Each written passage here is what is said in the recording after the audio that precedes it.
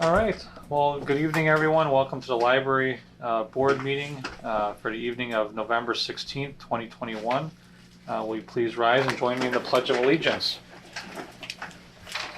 I pledge allegiance to the flag of the United States of America and to the republic for which it stands, one nation, under God, indivisible, with liberty and justice for all. All right. You know what? I apologize. I don't think I gave the time for the meeting start. Let's call it 5:02. 5:02 p.m. Yep. I believe it just turned 5:03. And can we have roll call, please? All right. Aaron. Here. Nancy. Here. Barb. Here. Alderman Wolf. Here. Tracy. Here. Camille. Here. Gail. Here. Tony. Here. Michelle. Here. We have a quorum. Great. Statement of public notice, please. This meeting was noticed in accordance with the open meeting law. Thank you. Public comment. Not seeing anyone from the general public this evening. So let's move into consent agenda. Looks like we have 2 items on consent agenda this evening. One being approval of minutes for the October 19th, 2021 board meeting. And then to place on file the library financial reports for the month of October 2021. So at this time, may I have a motion for approval of the consent agenda, please? Thank you. Barb seconds. All right. Any discussion? I have a couple. One out of curiosity. I've always wanted to ask this. Midwest tape. Is that like how much tape can a library use? So what kind of tape is that? Not tape at all. I'm sure their origins were way back in the day VHS tapes. They make audiobooks. Oh. So any okay. physical audiobook that we get, we have electronic audiobooks through Libby, but our physical ones that are on disc or our playaways on the MP3 come through Midwest tape. Okay. And then I'll just continue here. Sure. On page, what's the packet page? 9, it looks like, the budget worksheet. Looks like we're at 76% of actual to budget, which means that we may have money left over depending on if there's a big expense coming up. My question is, what happens to that money? And I know I ask that every year, and I apologize for not remembering. But does it go back to the city's general fund, or what happens? If we don't need it, it goes, there's no need for us to have it. So I think as a board, we agree it should go back. So, yep. Well, you might not have used something too that might get carried into next year. I don't know. Yeah, I don't know how that that's can happen unless we too, get a big so. end of the year expense with like bridges or something like that. Maybe we will eat all that up. We do have some. Or a big party for the board. Big There you go. No parties for the board. This is it. But You are in party mode tonight. we do Isn't have this fun? some end of the year Yeah, purchases to make. some- We always check and see what kind of supplies do we need, and I always hold a little bit back, just to make sure that we haven't had any emergencies throughout the year, and then now I start going through projects that we need to complete. They So need to complete them. So, Yep. yeah, okay. And then my final question is, on the next page, which is the revenue, it looks like we're going to be darn close to making our revenue goal. Am I correct about that? all right, let me take a look. 93%. Because Yeah, I know we were concerned, because of down revenue Yeah. from fines and any number of things. So Yeah, our room rental has done quite well for itself this year. The fines are certainly not where they typically are, so that's where you're going to see that discrepancy. It's largely due to that. But yeah, we're doing very well. yeah, because I know we were concerned that we'd have quite a bit larger deficit than what I'm seeing. So do you think we'll make it by the end of the year? Hard to say. I don't think we'll quite make it. Probably I just not, don't, 'cause I there don't isn't see a us whole lot, closing yeah. the gap on the fines, but Yeah. Okay. All right, that's all I have. It looks like the loss and damages, what is that? Or actual higher, Any further discussion? Yeah. Additional Brittany, questions? is the Commissioner? fines just down because people are turning in their books on time? So a couple of things. For a while, we were, because we were backdating things, because we were quarantining some items for a while, that had something to do with it. People are returning their items on time, which is great. And so, what that might just mean moving forward, and not that 2020 was a great statistical year to provide trends with, 17,000 is just an estimate. And maybe our new estimate is that our communications are effective and people are better at, returning things. The text messaging has really been our revolutionary. So it's a good thing. Yeah, it's a Yeah, good it could thing. be, Yeah, yes, yes. So maybe budget less next year. Yeah, and it's too late for me to project less in the revenue for next year because I have to submit that in like July. Oh, Mhm. So, but yeah, moving forward, I may. Yeah, so Drop we all that. have to remember that. Yes. Yeah, Yep. okay. Yeah, and I always look at trends. Yeah, just 2020 look was such an anomaly that Yeah. I didn't want to take it for granted, so I left 17 in. But if 2021 is showing a trend now, we'll adjust. So. Okay, doke. Any other questions or concerns on any of the consent agenda items? All right, hearing none, all those in favor of approving the consent agenda, please say aye. Hi. Any opposed? I I believe that was an aye. Delayed response. All right, any opposed? Any abstentions? Don't wake me up. All right, very good. Consent agenda passes unanimously. President's report, no formal report this evening. So Brittany, whenever you're ready, we get into your director's report. All right. We have 2 staff members going to our state conference this week, so that's great. And one of our staff members had won a state award in 2020, Courtney.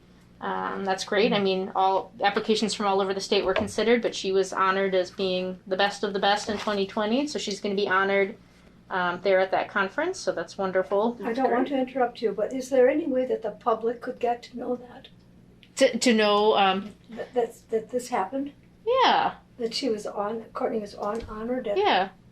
Wouldn't that be lovely? Yeah, I know we Oh, posted it on side. Facebook when it happened in 2020, but Facebook is just one avenue. Well, let me think of another special way we can. can. Upcoming event board or something out there, you can.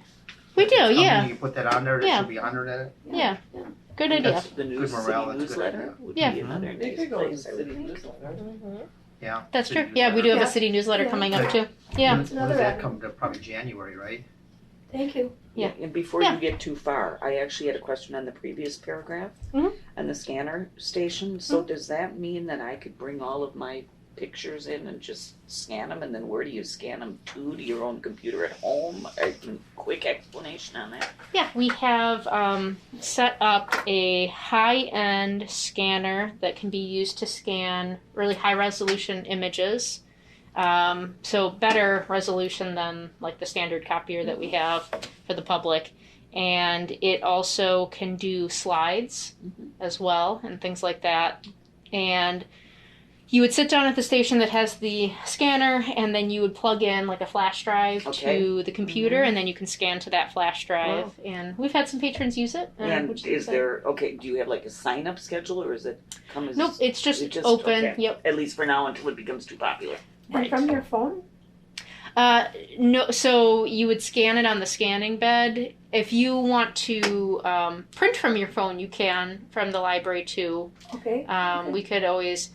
There's a couple of options. You can print wirelessly from your phone. It's not the best software in the world. I'm actually investigating trying to get a better one because the steps take so long and the website's not mobilely responsive, so it's quite painful for patrons. So I've been investigating better options to support our patrons.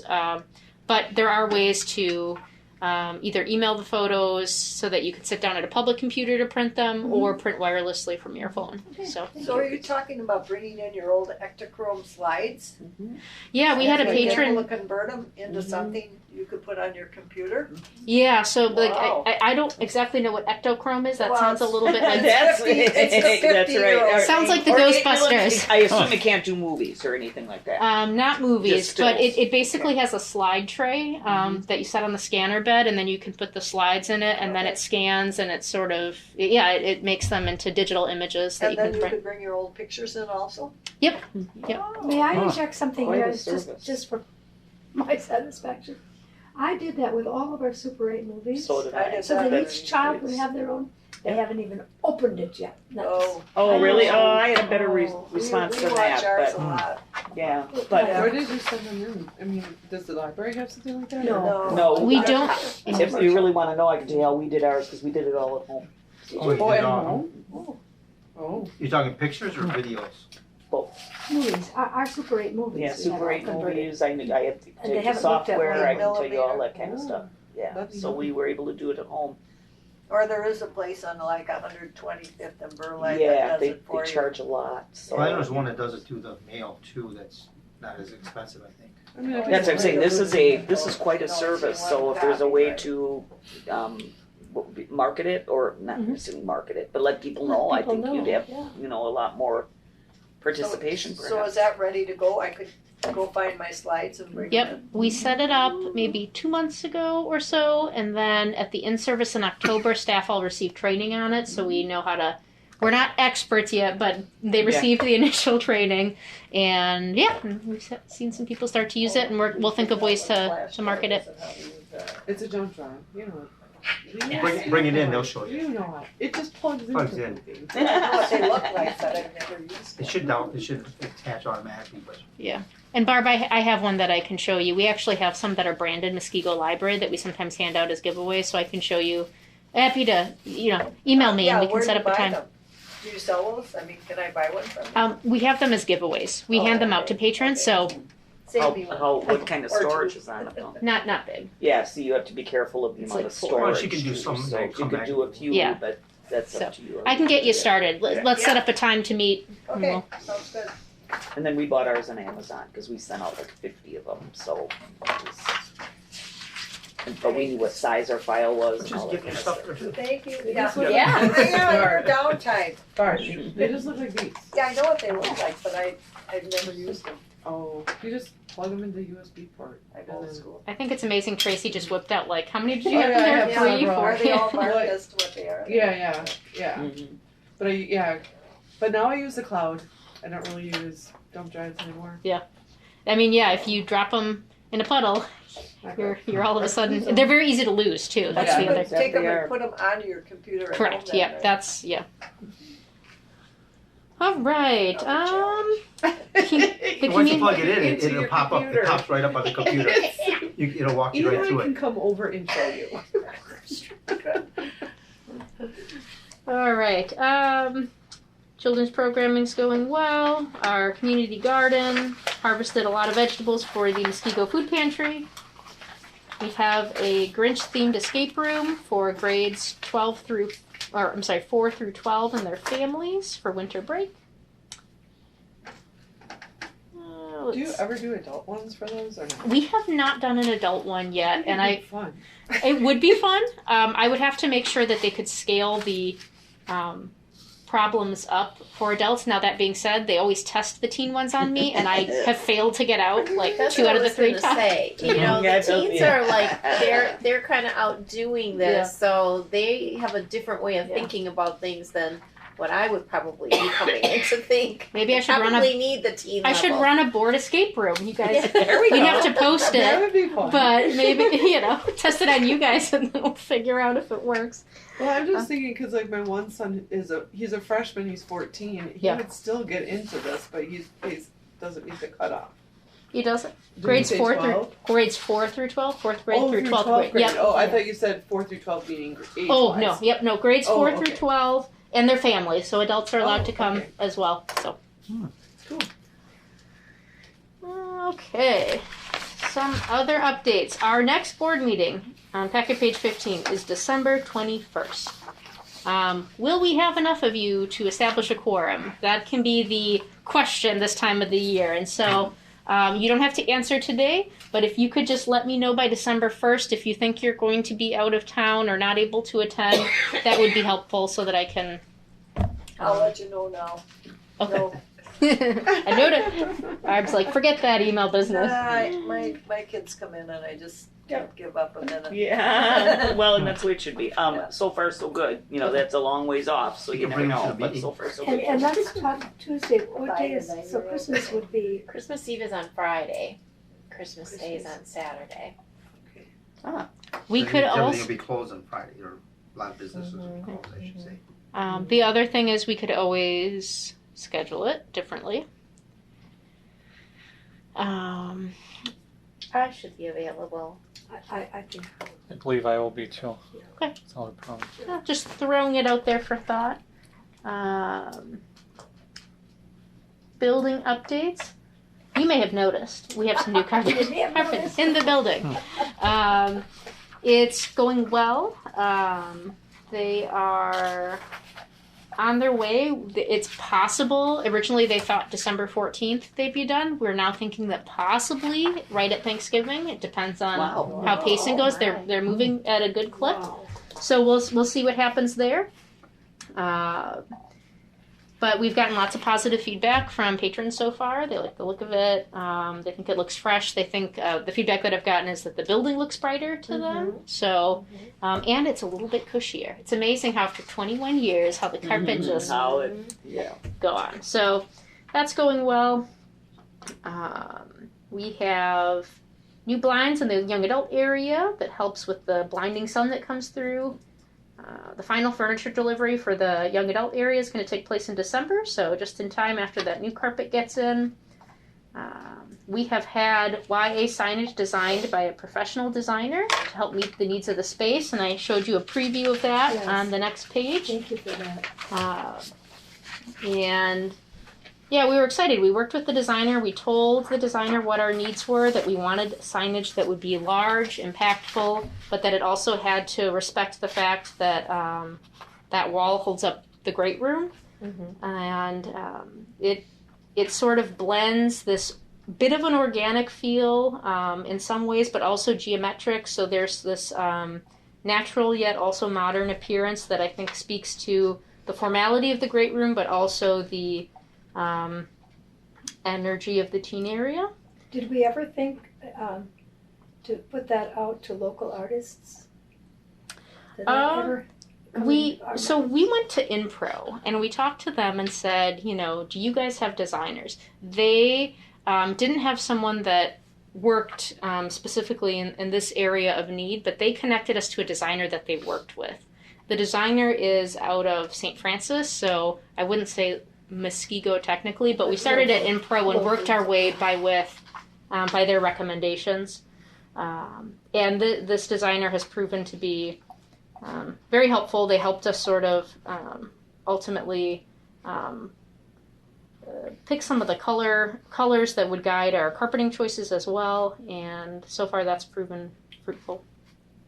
Is the word teens, because I didn't see this picture, Mhm. is it three-dimensional?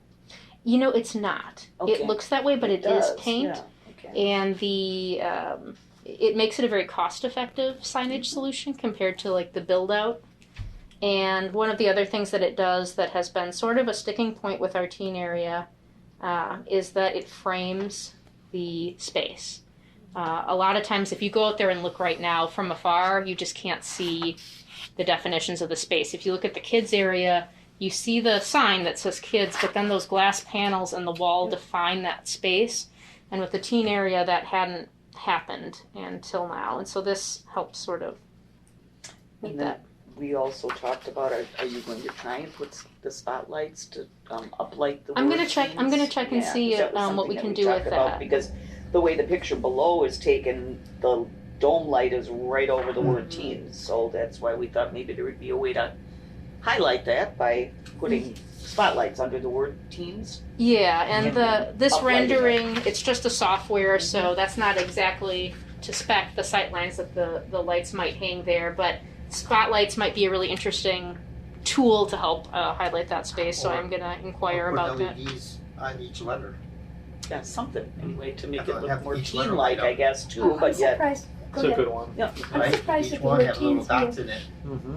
being way over to the left, when it's the Yeah. entire area, right? I was looking at that too with the light in the way. I was kind of thinking Yeah, why that. shouldn't teens go right in the middle? Because of the way it's designed, it fits in there. That's what Yeah, I'm so guessing. there's a couple of reasons why. So the challenge of this design opportunity is that it is part of the teen signage, but it's also a wall of the great room.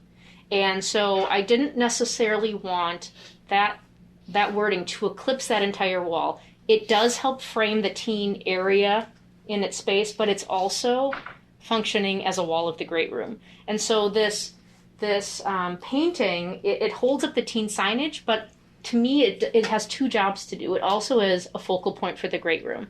And we've been wanting to do something that's sort of a statement piece when you walk into the library anyway. And so this painting imagery will help.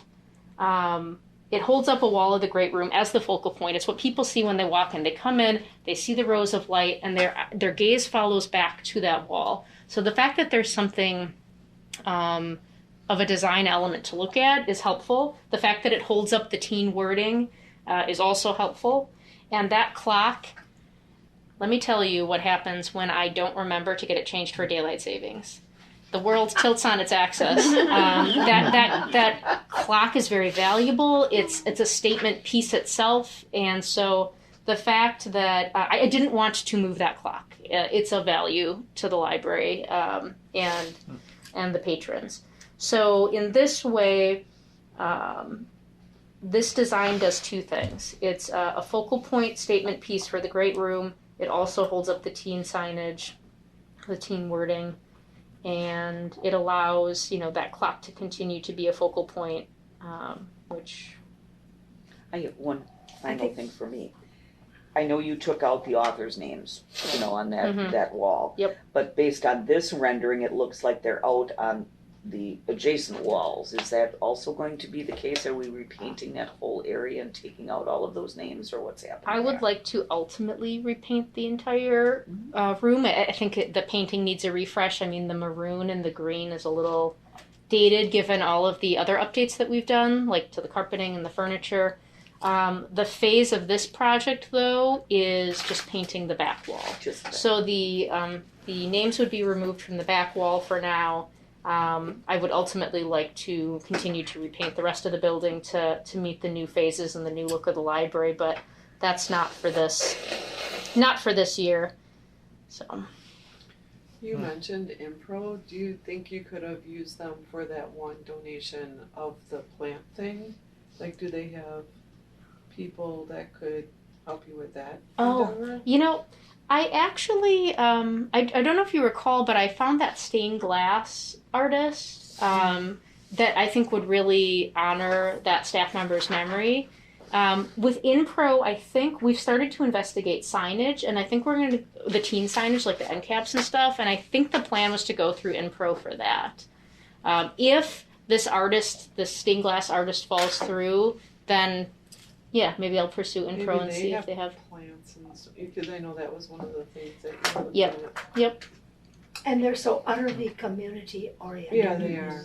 Yeah, they're fantastic. And that's why I was so grateful that they referred us to this designer, because she has really been a very effective person of analyzing public spaces and for this project. So yeah, they've been a big help.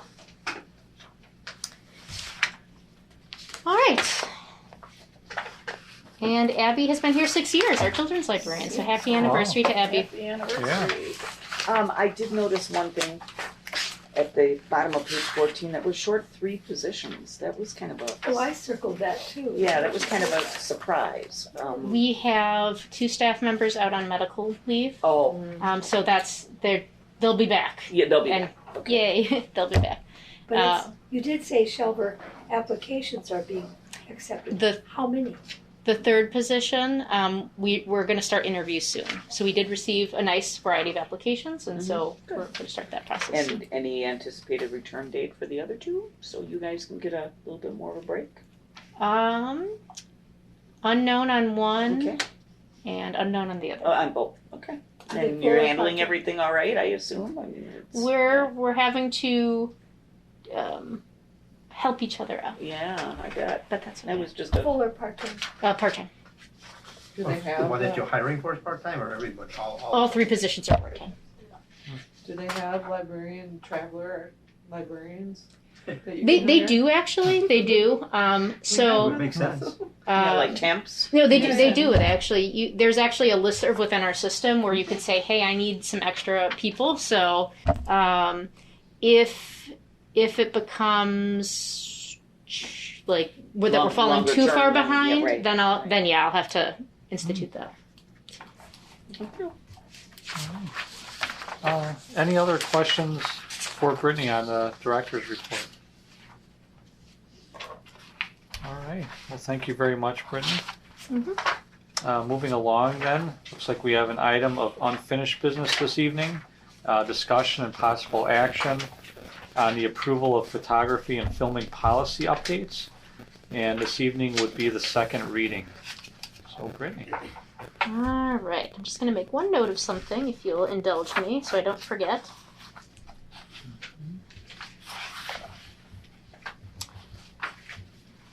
All right. So this is a second read of the policy. One of my goals is to be going through all of the library's policies and bylaws. We took care of the bylaws. We are now working through photography and filming. If you recall from the last meeting, I had started to review it, spoken with the city attorney, and there were some changes that we needed to make to the policy.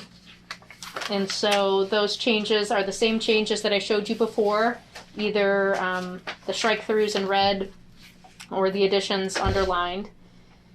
And it basically is a reminder that libraries are public spaces, and so when people enter the building, they do give up a right to a certain amount of privacy. And so the staff will just have to evaluate, people can come in and can take photos. That's just the thing that they can do. The policy before was not necessarily saying that could happen, but according to state statute and city ordinance, it can. So there are specific instances where it's not okay. So if they are prohibiting or disrupting library services, so they're standing in front of the self-check and taking videos and refusing to move, if they're standing in the stacks and taking photos and people can't get through, if they're disrupting library services, they have to stop. If they're violating privacy rights, so if they're taking photos of someone's computer screen while they're on their computer, if they're taking photos of someone while they're checking out, which means that they can see what they're capturing images of what they're checking out, that's a privacy violation. Things like that. So there are instances where photography and filming can end. And I noticed you struck the photos of minors, like the children. Correct. Yeah, we double checked. We Yeah. double checked the state statute on that. That's a given. Yeah. But we double checked the state statute, Yeah. and minors can be taken. Photos of minors can be taken. That was something that our city attorney double checked with. So. However, one of the things that I told the staff, and the city attorney concurred this, is there are times when something creepy is happening and maybe it's not a photography and filming policy, but it could be a code of conduct violation, right? Yeah. So one of our code of conduct statements is that harassment, which includes following someone around, staring at them, things like that, that's not okay. And so what I told staff was, if you see we had this instance happen. Somebody was taking photos of a student here at the library, and they were taking many photos, and they felt uncomfortable. Our policy, our code of conduct policy says staring, which in my opinion, if you're taking a repeated photo, you're staring at them. It's that fixation, that following. And so the staff would use the code of conduct policy to say, you need to stop your photography and filming, because they're not just taking photos in a public space. That's the harassment line. So it's just staff training to know when to use the photography and filming policy for guidance and when to use the code of conduct. But I did talk with the city attorney about that. And since you saw this last draft, everything is the same, except for the last sentence, which we agreed was a little funky. And so I just made some small changes, and it now reads, all staff of the Muskego Public Library is authorized to terminate any photography, filming, or imaging which appears to compromise safety, security, or execution of library services. I just need to ask, because if I'm a library staff member and somebody is doing something creepy, whatever word you use, are they really willing to go up and, that's a lot to ask somebody to do. So do they tend to come to you? Or do they individually, are they willing to do that? Yeah. I'm just curious. That's a great question, and I'm really glad you asked it, because it gets me a chance to go a little bit on my soapbox about library staff are trained in a lot of areas that I think a lot of people never realize. You know, they picture, oh, they order books and they sit quietly at a desk and they make sure people don't run and whisper, you know, and they whisper in the library. But in reality, staff are very much trained on de-escalation tactics. So the last in-service, that's what I trained them on. If you have a situation where things are escalating, yelling's happening, this is how you get it down from a here to a here. This is how you ask someone to leave the library. This is how you enforce these policies. If someone says something outrageous, horrible, aggressive to you, this is how you manage that conversation. So I spend a lot of time training staff on how to have those conversations. And also when to call the police. And when to call me and when to call the police. Yes. So they are always welcome to get me, and they do, when I need to have conversation. They do know that they have the autonomy to call the police if they need to, if things feel dangerous, and they have. They can always contact me, and they have at night, even if I'm at home. I mean, that's what I'm here for that access. So they have been trained on those types of approaches and issues, and very recently, and they do a very good job at it. Do we need to put something in this policy about the rights of the patron? Because I don't see like how we benefit from this policy. Is this just policy for you, or how does the patron actually? I would think you're in a public place. I would think it would be your responsibility. But I think I like some rights to be able to have you stop something for me. Yep. So now that you've like taken that out of the last statement, there really isn't anything to say that you're going to help the patron. Yep. So there's some stuff in here. Let me point it out. So the very first paragraph, we permit the use of it as long as it doesn't interfere with the public's right for enjoyment of the library for its intended purpose or violate their privacy rights. And that is really at the core of what we are here for.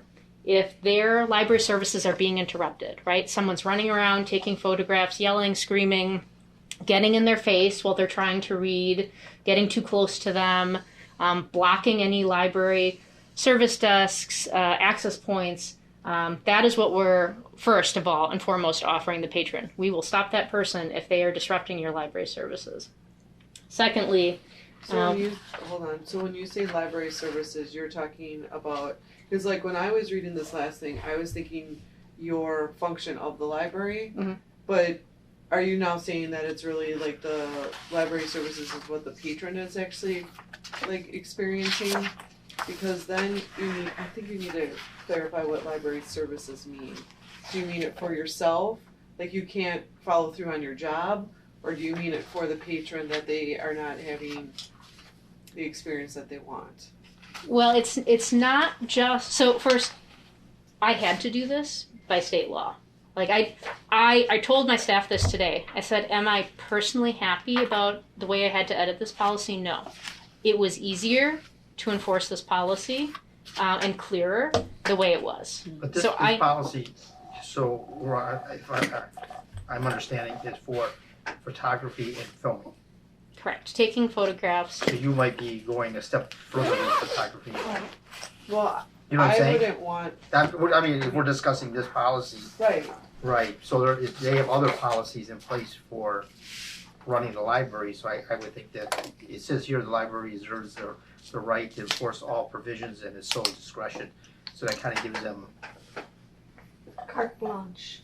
So, kinda. We want to leave it general because we want the staff to be able to interpret that person is impeding library services. That person is impeding the safety, the security. But remember, we're talking right now photography and filming. We're not talking general rules of the library. We're talking. Well, and that's what the city attorney said. I'm just trying to stay focused on what's at base. So if we need to bring that up as a separate discussion, we should have that brought up. I don't know, like the city would do it as a cow, before a regular meeting. We would all discuss things. So you would do that in your library strategic meeting or whatever you guys like. I don't know what other meetings you guys have, but I think that would be the grounds to bring it up to the next level. Well, I think you can add it to this policy It's just that it's kind of confusing, like when you're reading it, so that it's not like identifying, is it for you or is it for us? It's for both. Okay, So- but then you need to identify both then. Because the Just last say for statement, staff. you've taken the patron out of the statement. And you've kind of just let it be for you. Well, and so it depends on when you say the patron. Are you talking about the patron that wants to take a photograph, or the patron who maybe doesn't want to be Is photographed? being photographed. Right, because we have to think of everyone. Right. Right, because this policy is also protecting the person who wants to take a photograph in a True. public place and should be allowed. What this last statement does is it says the library staff is going to stop something that compromises safety, security, or execution of library services. And For then the patron or for the employee? But For Tracy, both. If you look back. for at the anyone, first- anybody who steps foot in the library is Library covered by this services, I would think policy. You're If you look back using at the the first- service maybe, right? The first paragraph, it says, the public's right. Doesn't that include everybody? But that's not how the last statement states. I don't know. But that's part of the entire policy, that first paragraph. The And then again, we'll go back to this is photography and filming, so I don't know what other policies they have in place that might oversee this. This is just one section of the policies, so I think that what you're asking for could be brought in as a general overview of the policies. I don't know how, this is just one aspect of your policies that you're redefining. But, yeah, and you know, maybe I don't know what you have a general rule somewhere? I mean, so that maybe that's the next policy I should bring forward. So the code of conduct policy is the one that I was talking with the city code of attorney conduct. about how if there's something that a patron feels uncomfortable with and we don't feel like we can use the photography policy, chances are if they're feeling uncomfortable, the code of conduct policy is being violated. And that code of conduct policy, it gives really specific examples, including that harassment line that I was talking about. And so this policy and all policies cover every single person in the library, as you said, the public, but basically any human. Nobody's exempt from the policy, whether it's a patron, whether it's a board member, whether it's a staff member. We're all guided by these policies. And what this policy does is it is supporting everyone. Like when we think about photography, we automatically go negative, but this is also defending the rights of people who are entering into a public space and have right by statute to do some of these things too. And I agree. I am concerned because I was concerned until I talked to the city attorney, and he basically said, make sure that your staff know to use the code of conduct to defend the safety and security of patrons who, if someone decides that they're taking a photograph in a way that is not acceptable. So was there a reason you took out that last one, enjoyment of the patrons? Because actually for kind of the reason that Tracy was alluding to me, that phrase enjoyment of the patrons is a little too... They could both be enjoying it Well, that's the thing. Enjoyment is The subjective. harasser as on well, both yeah. sides, right? Enjoyment subjective, right? So I could sit here being like, I'm enjoying the library right now, and someone could be taking a photo just like, oh, that mural on the back wall is really pretty, and took a photo. Hey, you can't do that, right? As the photography policy currently stood, that person wouldn't have been able to take a photo of the room and like, oh, that person's face happened to turn. They wouldn't have been allowed to. The person's allowed to take a photograph in the library. If they then started to walk up to Aaron and started taking photos over and over and over again, that's harassment, code of conduct, cut it out. And so we're still able to stop those things that we want to stop. It's just we're using the code of conduct policy as opposed to the photography and filming policy to do it. Although the photography and filming policy does still have, strength to it. It just provides protections for Filming and everyone. photography is one way you could violate the code of conduct, but there's other things in our documents where you could also violate the code of conduct. Is that a fair statement? Because this one is so specific. So are there other things within all of the things that we've looked at? I'm trying to think offhand that would violate the code of conduct, like privacy. Do we have anything like that? We have a privacy policy. Yeah, so Yep. because if you violate someone's privacy, that would then go to Yeah. so the code of conduct is kind of the funnel, if you will, for all of these more specific policies. I mean, frankly, you can violate many policies at once. That's what I'm trying to get to, is that Yeah. otherwise you have to put the same things in every individual small policy, when in fact the code of conduct is the fallback position, for want of a better term. When I ban someone from the library, which has only happened, I think, maybe 3 times since I've been here, I tend to cite the code of conduct because that does tend to have the most power to it for, it handles misbehavior, basically. And so not that this policy can't handle misbehavior to an extent, but it is designed really narrowly to talk about what is allowed with photography and filming. And if someone is abusing that in a harassing way, then the code of conduct takes over to help them out. So the real problem is the government creates all these freedoms or whatever, privileges, and then then the government has to come back and create more to counteract what they allow you to do, so it's saying that you can't do it. So it's the legal part of it. Yeah. It's terrible. I think you just need to take out the rights of the library the topic there and put the library reserves a right under no circumstance will the person be allowed. It just, because it's almost identifying you as the only person of All this these rights of the policy. library to the point, you know. I can strike that You know what I line. mean? I can strike think that you line. just need to like make it so that it's not like you and them, that it's just us or whatever, you know. Yeah, I can strike that line. Could you put usage rights of the library? Let's see. Would that be satisfactory, you think? Because then it encompasses everything. Usage. I just think like if you say the rights of the library, then you got to say rights of the patron, Yeah. or the And- rights of the photographer, or the rights of, you know, like.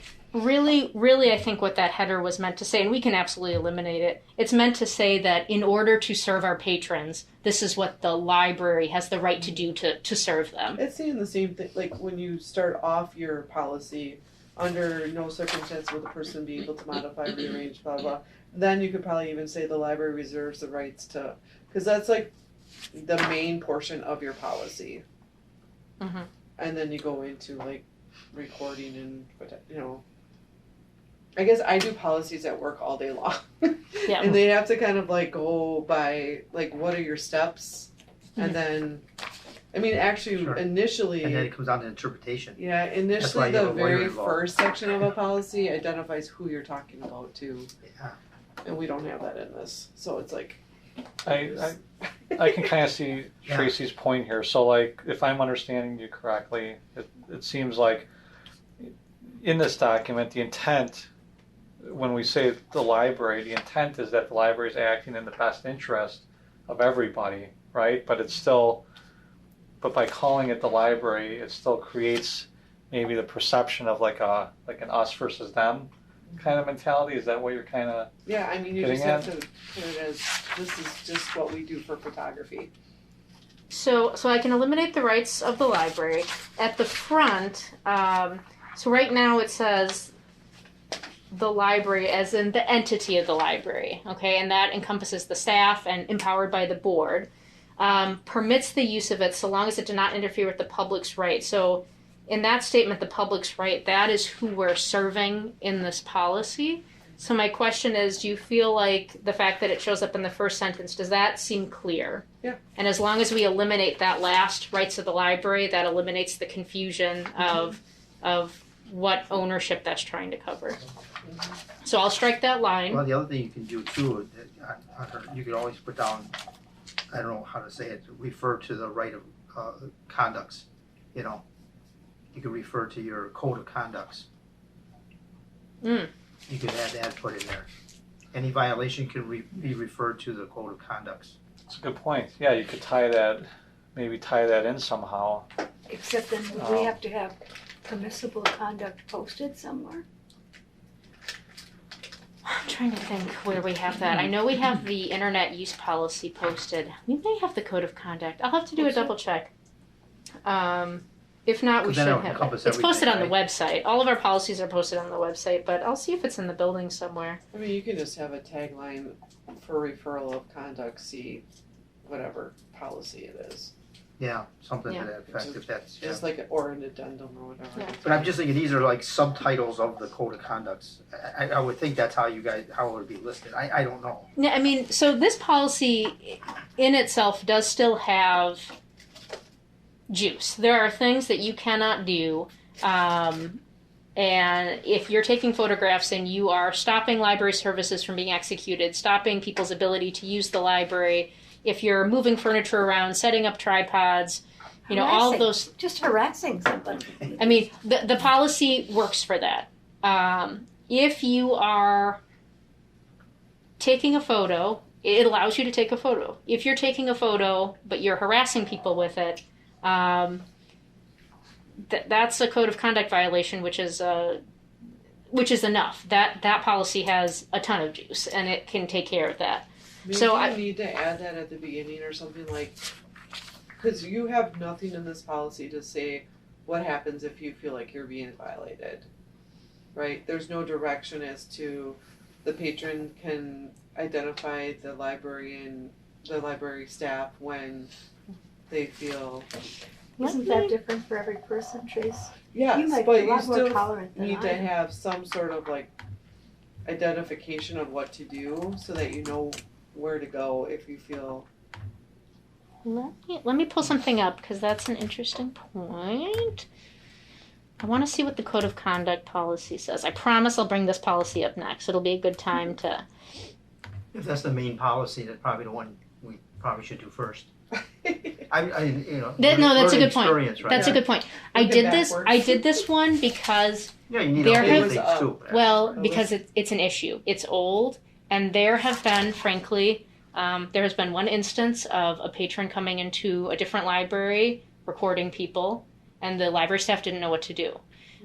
There was another instance in local government recently where someone was recording city property, and if people approach, if you go on YouTube, if staff approach people wrong, and they've denied people certain rights, They're being filmed. they were getting in a lot of trouble. And so I needed to get this pushed out as soon as possible so that we weren't liable for legal action. That fine. being said, There's always updating going on. okay, so in the code of conduct policy, and that doesn't mean we can't do it in other policies. Maybe it's a tagline that's in any policy. But in the bottom paragraph here, patrons are requested to report disruptive behavior to staff rather than correcting others on their own. And this serves two purposes. One, we're telling patrons, if you are concerned about anything that's going on, come to us. And secondly, if you're concerned about anything that's going on, do not fix it on your own, because we do have very helpful patrons who sometimes try to handle it on their own. And that can really cause issues as well. So that's where you have to have a tagline in here to refer to the code of conduct policy. Maybe do that in all of them. If you're updating. feeling that you have a situation. Okay. Okay, so what I'm going to do is I'm going to add a section, and I'll put it somewhere in whatever order makes sense, that says, that basically takes this line here. Patrons are requested to report disruptive behavior to staff. And please refer to code of conduct. Yeah, do it at the end. Refer Do it to right at the end. Yep. At the end. I would just do it on all your updates, on any policy if you can update, Yep. so you keep it consistent as you update them. Yep. Patrons are And requested. maybe we're overdoing it. Maybe the attorney will say we don't need to do that. I don't know. We don't We have ha- referrals all through our policies yeah, at the it's crazy. hospital. Everything is referred to Back to- Oh, it, so it crazy. can't though, hurt. 'cause It can't hurt. It can't, because like when you're doing it, it's good to have that connection to that other policy. Especially And then since someone can look this it up, policy's yeah. the funnel, as I said earlier, it's kind of Yeah. everything goes to It's a shame. this. All right. I don't know will if add you that can line. answer a question that, because you don't know what you don't know. But have you ever heard after the fact of a patron who's left the library because they didn't do that line and felt harassed and left? Are you ever, or it doesn't even have to be here, I suppose it could be somewhere else, but you don't know what you don't know. I don't know if you can Right. even answer that I question. mean, so. I will tell you that we've had patrons come to us saying that they feel uncomfortable because of X, Y, and Z, and then using the code of conduct policy, we approach them, and But it's during the event. It's not like you find out after the fact that somebody left. sometimes we find out after. Afterwards, you do. But we love hearing it. It's Are people really shaving, bathing, I was and gonna laundering their I clothes was just in the gonna ask public that. restroom? Laundering their clothes. I noticed that one. I mean, it's Well, think about a bigger city. It's a library.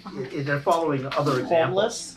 People, just- a lot of homeless Oh, people yeah, go to down libraries. And they stay nice and warm, and they'll try to Yep. stay in there overnight if they can. You know? This policy we will talk about, but it does have some specific examples. But I will tell you that I've used probably about 5 of them consistently. The rest are just in case examples, but they are just examples, not limited to, but just examples to pull from. So thank you. That is helpful feedback. I will make that additional line. Patrons are requested to report disruptive behavior to staff and see the code of conduct policy, and then we'll link to that on the digital copy. I struck rights of the library. So, are we comfortable? Is there anything else about the policy, or are we comfortable to pass it with that addition and additions? Changes? Well, what would we like to do this evening? Are we, you took Defer? notes, obviously. Are we going to defer it? You're not looking for approval necessarily with, Does it have to go through 3 readings? Usually I've done 2 readings, Yeah, first think and it's second. You can make an exception too after the first reading if everybody wants to vote on it. So this is the second reading that we've done. I made 2 edits based on what I heard. Option 1 is we put it, we put it on a third time after I've made those 2 changes, adding that line and striking rights of the library. Or make a motion to do it right now. Or we make a motion accepting those 2 changes that I heard from you both. So either way works, whatever your comfort level is, and if you feel like looking at it again. so up to the board. I have no particular opinion. I think it might be a decent idea, I guess, maybe to defer it and see what the final 'Cause third people product can, looks people like. can see the wording changes. I'm Right. going to move to defer. I'll second. If we're just deferring, there's no formal vote really required, hey? It's just I don't think so. No, just deferring it to the next one. I'll just make a note saying no action. Discussion Sure. occurred, no action taken. It's a good idea. The only thing I'm concerned about is if we don't have a December meeting and you have to wait till January. Yeah, that's a good It's a point long too. time to wait. Um, on a Well, the policy is still in effect because you have the code of conduct. yeah. Well, so according to the current policy, we would be doing all the things that, according to state statute, I mean, or one of 2 things. We can either approve the policy, we can defer the policy. You can verbally tell me that you want to see it at the next meeting, but that you encourage me to start taking the legal actions that are important to cover us from liability. I mean, really what we're talking about these are important changes for clarity, but they don't actually change the heart of what needs to be done in the policy. I tell you what we would do at the city level. We would pass it through, we'll just have it. You would? Okay. Take a look at it. Then here's what I'll do. If you want to have it at the next meeting I as a just don't want copy, it to wait till January. we could do a Yeah, copy. that I would- could happen. One reason, That's a good point. then you're just beating a dead horse and you're bringing more things to a meeting over and over. Yeah. So then there's other things in a meeting that, so then, No, I get it. Plus I just don't want it to wait, especially Okay. for other complaints. I'll retract the motion to defer. I don't know about the second. I'll take the You're okay with that? Okay? yeah, we, And I'll make a new motion then, okay? there was no action taken. I just move that we approve, let me get the right wording, approve the changes photography and filming policy, including the changes that Brittany will be making in the document. I don't know if you want me to itemize them or not, but if that's sufficient for everyone. No. Is there a second on that? I did. You did it, right, okay, thank you. All right, any further discussion? All right, hearing none, all those in favor of approving the photography and filming policy with said additions and changes to be worked in, please indicate by saying aye. Aye. Are there any opposed? Aye. You So, have to wait that would be a for good the example right now of why you always put the motion on the floor first. Yes. Because we had all that discussion without knowing exactly where we were. So you're always better to put that motion on the floor first and then ask for discussion. So it's a really good example right here. Oh, yeah, there you go. Yeah. We were just on a reading, right? Yeah. Well, that's true. We were on a reading, so. Any opposed? Oh, I'm sorry. I thought you were- Any abstentions? My apologies. All right. Passes unanimously. Thank you all. All right.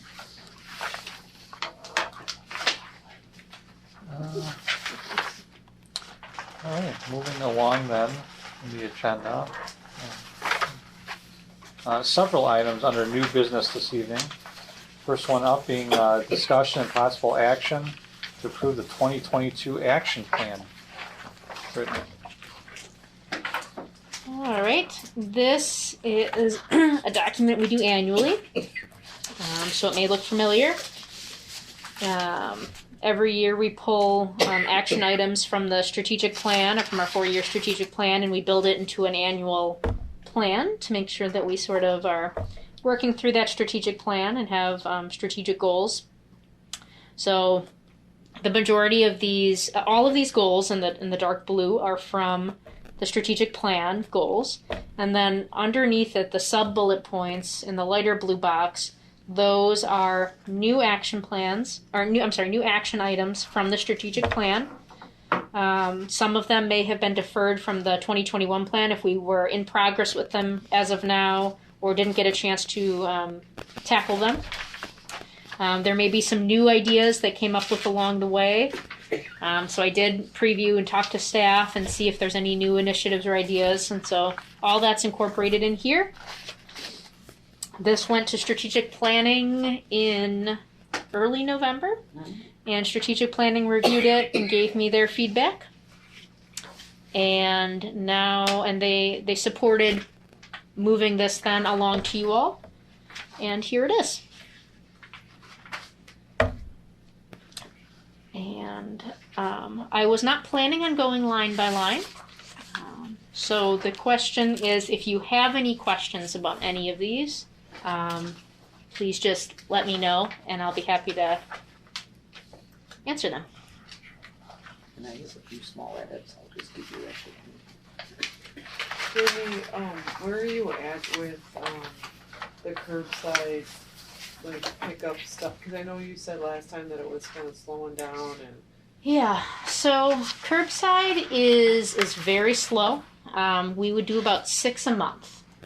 And if it were a service at this point that took any money or any additional resource, I would have stopped it because it's not enough to support 6 patrons or 6 uses.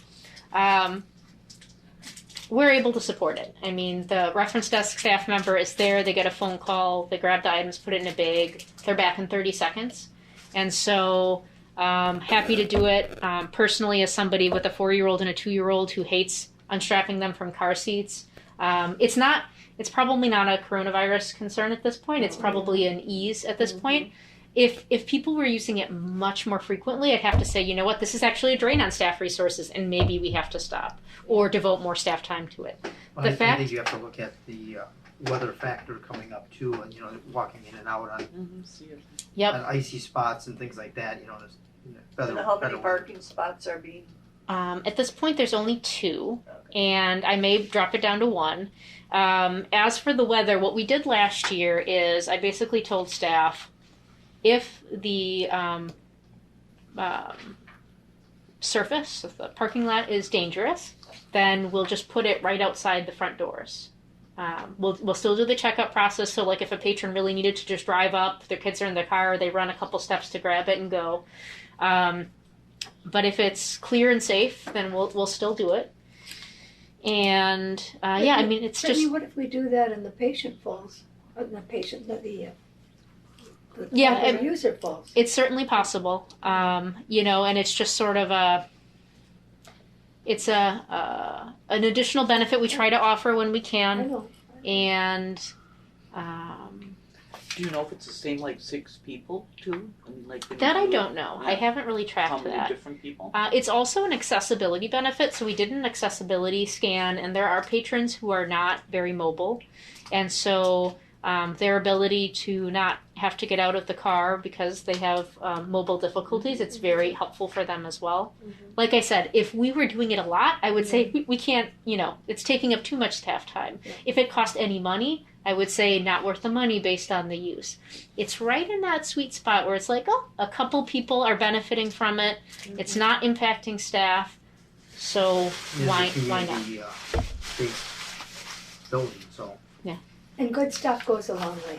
Yes, absolutely, yeah. If you look at page 22, the second bullet point, I know this is picky. Analyze how Muskego Public Library services reach out patients. Do you mean reach out to patients? Oh, Patrons. yes, Patrons? yes, I do mean that. Okay. That's I'm not sorry. picky, that's good. It's so minor, but No, I appreciate it's that. made it difficult to read. Yeah, thank you. Yeah, and then since we're talking about that type of thing, I had somebody, I think we have an incomplete sentence on page 26.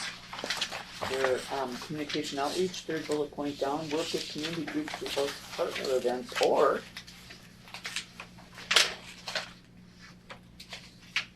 Okay, wait a minute.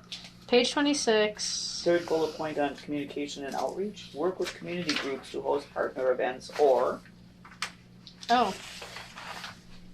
Or not. or book public meeting rooms, I wrote down, I don't, Nope, I'm gonna delete that or. I think I took. I split up. you I just split them up. I is split up what two you did. sentences. Yeah, Yep. based on what I saw from the And I previous see there's a period there There you got that I that need one. to get that. Yep. Got that one, and I'll give you the rest of them.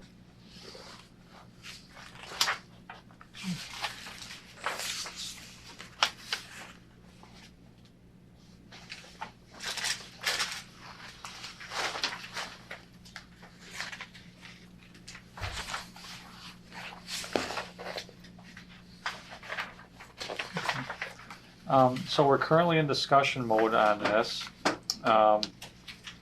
It seems like there have been several, minor grammatical things to correct.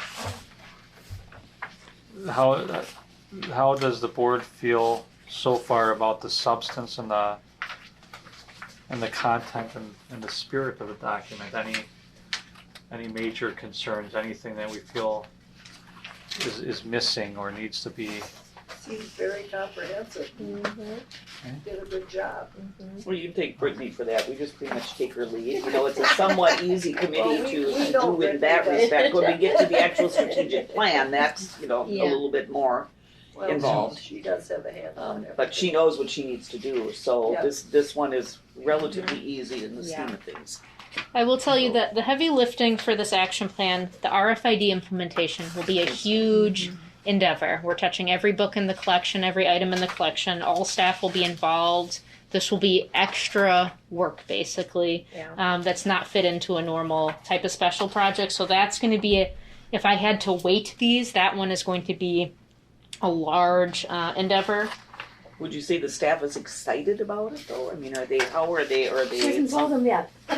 Not true. I've learned from past mistakes about stuff like that. People don't like surprises. No, at the insert, I've been letting them know that it's likely that funding would get approved. And then I made a beautiful PowerPoint presentation about RFID. And maybe when we have a lighter agenda, I'll show it to you because it's a really nice overview of what the project is and what the benefits are.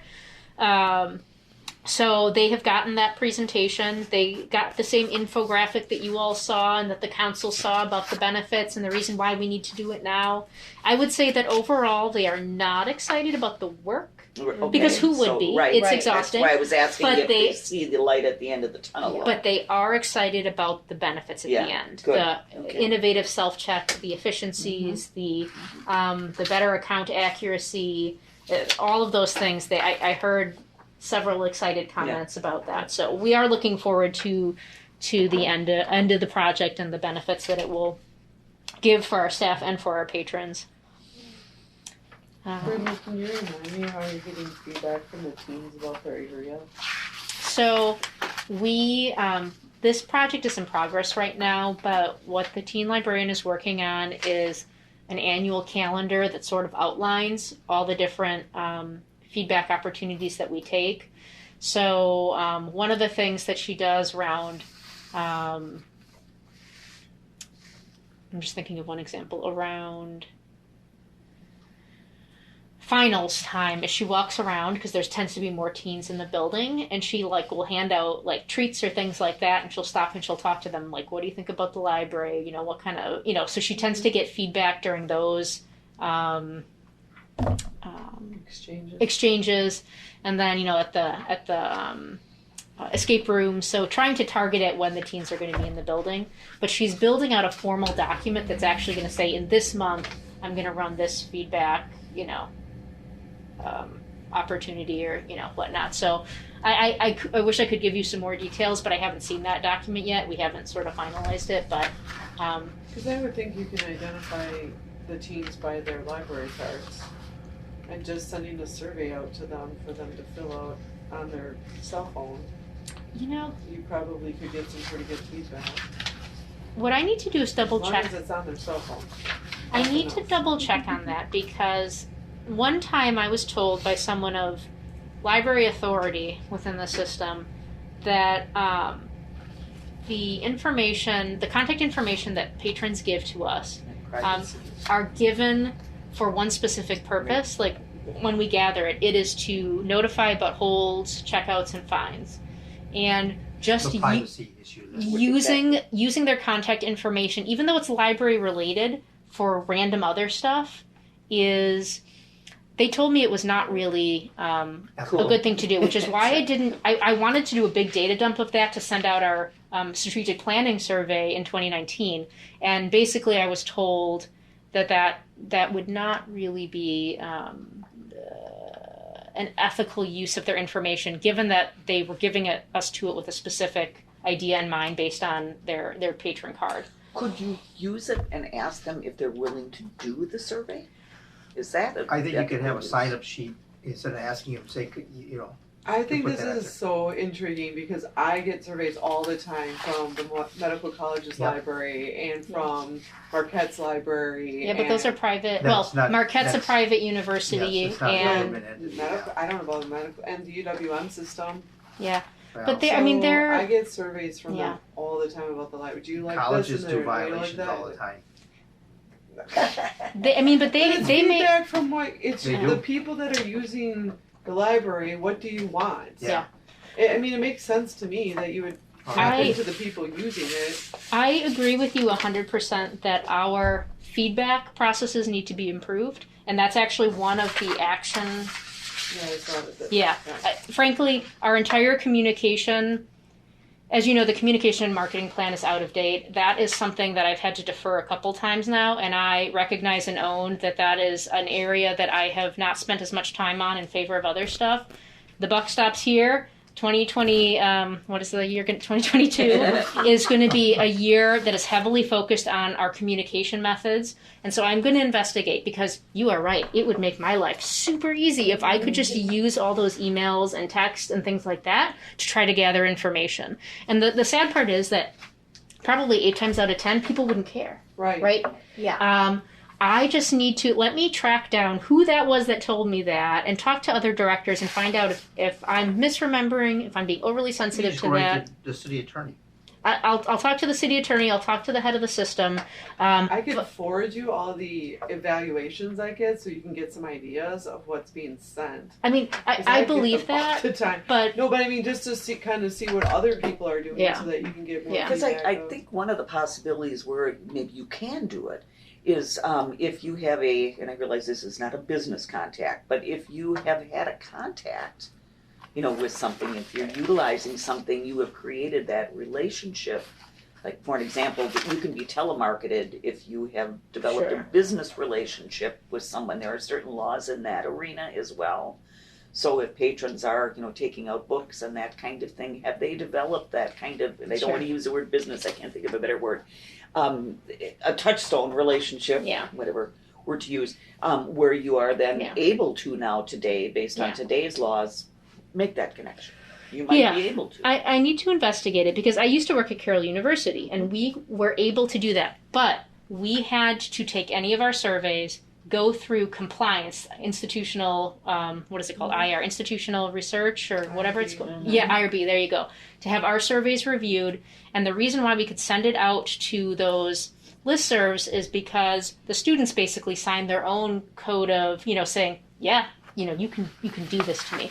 It could be just as simple as when we're signing people up for library cards, say the line, your contact information may be used to generate holds notices, fines, or survey for use. It may just be that all I have to do is that, and that's a very easy fix. Yes, that would be So great. when I'm going through the communication, that will absolutely be something I overturn because it would be of great benefit to us. I just need to make sure I have an understanding of what I'm allowed to do, but I'm going to make a note of that right now. Well, Tony, do you do that for the school district?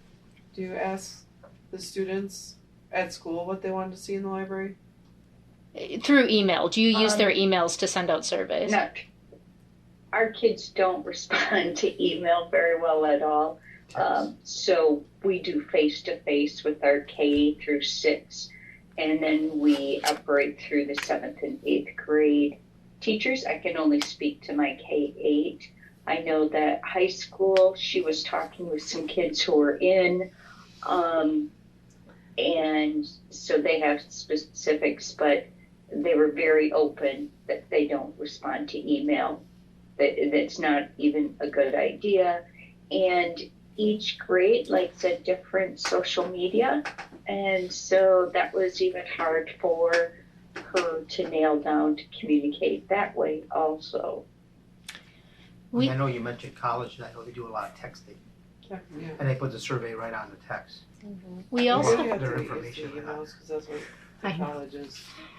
I also found that we did get responses from teens. We would put some surveys sometimes in the teen take and makes that they do, and so we've gotten responses from that too. But everybody But- texts, if you get a text, they respond. You send them an email, they don't respond. It's like picking up the phone and answering it, they won't do it. But the challenge is if whether or not I'm allowed to do the email or whether or not they respond to the email, the fact of the matter is we still have to find that information. And we've done I wonder it. if you do it as a text though, it might be better. Yeah, if we can get the approval to use their phone, and then we have to have some type of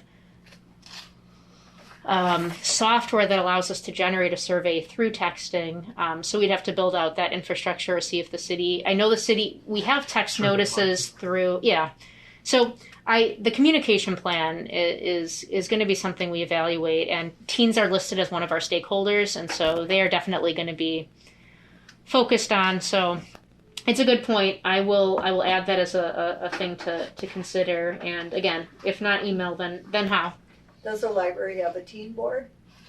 We don't have a teen board. It seems to be easier, at least in the last couple of years, that to just survey any team that uses the library. So when we see them sitting in furniture, we slide up on them. When we're handing out those study snacks, when we're handing out the take and makes, if you're a teen, if they're doing the scavenger hunt. We did surveys for the teen summer reading too. We made that one of the, like, if they completed the teen survey, then they got raffle tickets for something. So we'll keep at it. They're an important age group to. They're the future. They are. I like to read. I have a quick question. Is there a particular time that teens are in more? Is it just really during that finals time, or is it the summer? Do they participate? I'm just curious. So yep, there's some flow patterns with them. They tend to come in between 3:30 and 7. That's when we tend to see them around, which is why when we do our walk around and gathering feedback and study snacks, we'll tend to do it during that time. They do come in the summer, but it is more during the day then, because they're not during the school year from 3 to 7. They're group studying. During the summer, they're coming in during the day, and a lot of times it's generated by coming in to do the summer reading activities, the scavenger hunts. What's the word? Getting the raffle tickets, picking up the craft kits, things like that. So then we have a chance to talk to them during the day. But when we were doing our strategic planning, we did a teen survey, and that was a lot of legwork. But we were able to get some pretty good results through targeting that 3 to 7 time period and talking to them in person. So because what's also hard is you start off by saying, what do you think of the library? I like it. Now in a survey, they'll just say, I like it, period. But then you lean in and go, what do you like about it? What do you think of the first? You know, like, you really have to drill deep with them sometimes to get good info. So your strategic, or this, what is this called? It's called an action plan. Or Okay, the so your action plan is continuing the pandemic. We talked about this in strategic. We talked about this in strategic planning, and I said, some of these things we're not doing anymore. Some of the things we are. The action plan is meant to capture the efforts of staff outside, and including routine duties. And the strategic planning committee had decided, let's just leave it on. There's still some things that you're doing within it. It doesn't. Yeah, that was the decision. I feel like you could just. I mean, because the stuff that you're doing isn't because of the pandemic anymore, right? Is it now you've kind of implemented it into your. Sure. So maybe you need to actually move that into your actual strategic initiative. Yeah, so I guess what it depends on. I guess I just don't think you need to separate it out anymore. Okay. I don't know, what do you guys think? Well, if you turn on the news, I don't think it's coming at us from so many directions. If you listen to I the think- news. I'm sorry. Yeah. I think it would be too soon to back off. It's never going away. No. It's not. No. So No, it's it like, is a new back up flu again. that we will have forever. right, but I don't think it's It's a on a major pandemic decline. right No, now. it is not a pandemic. So I don't.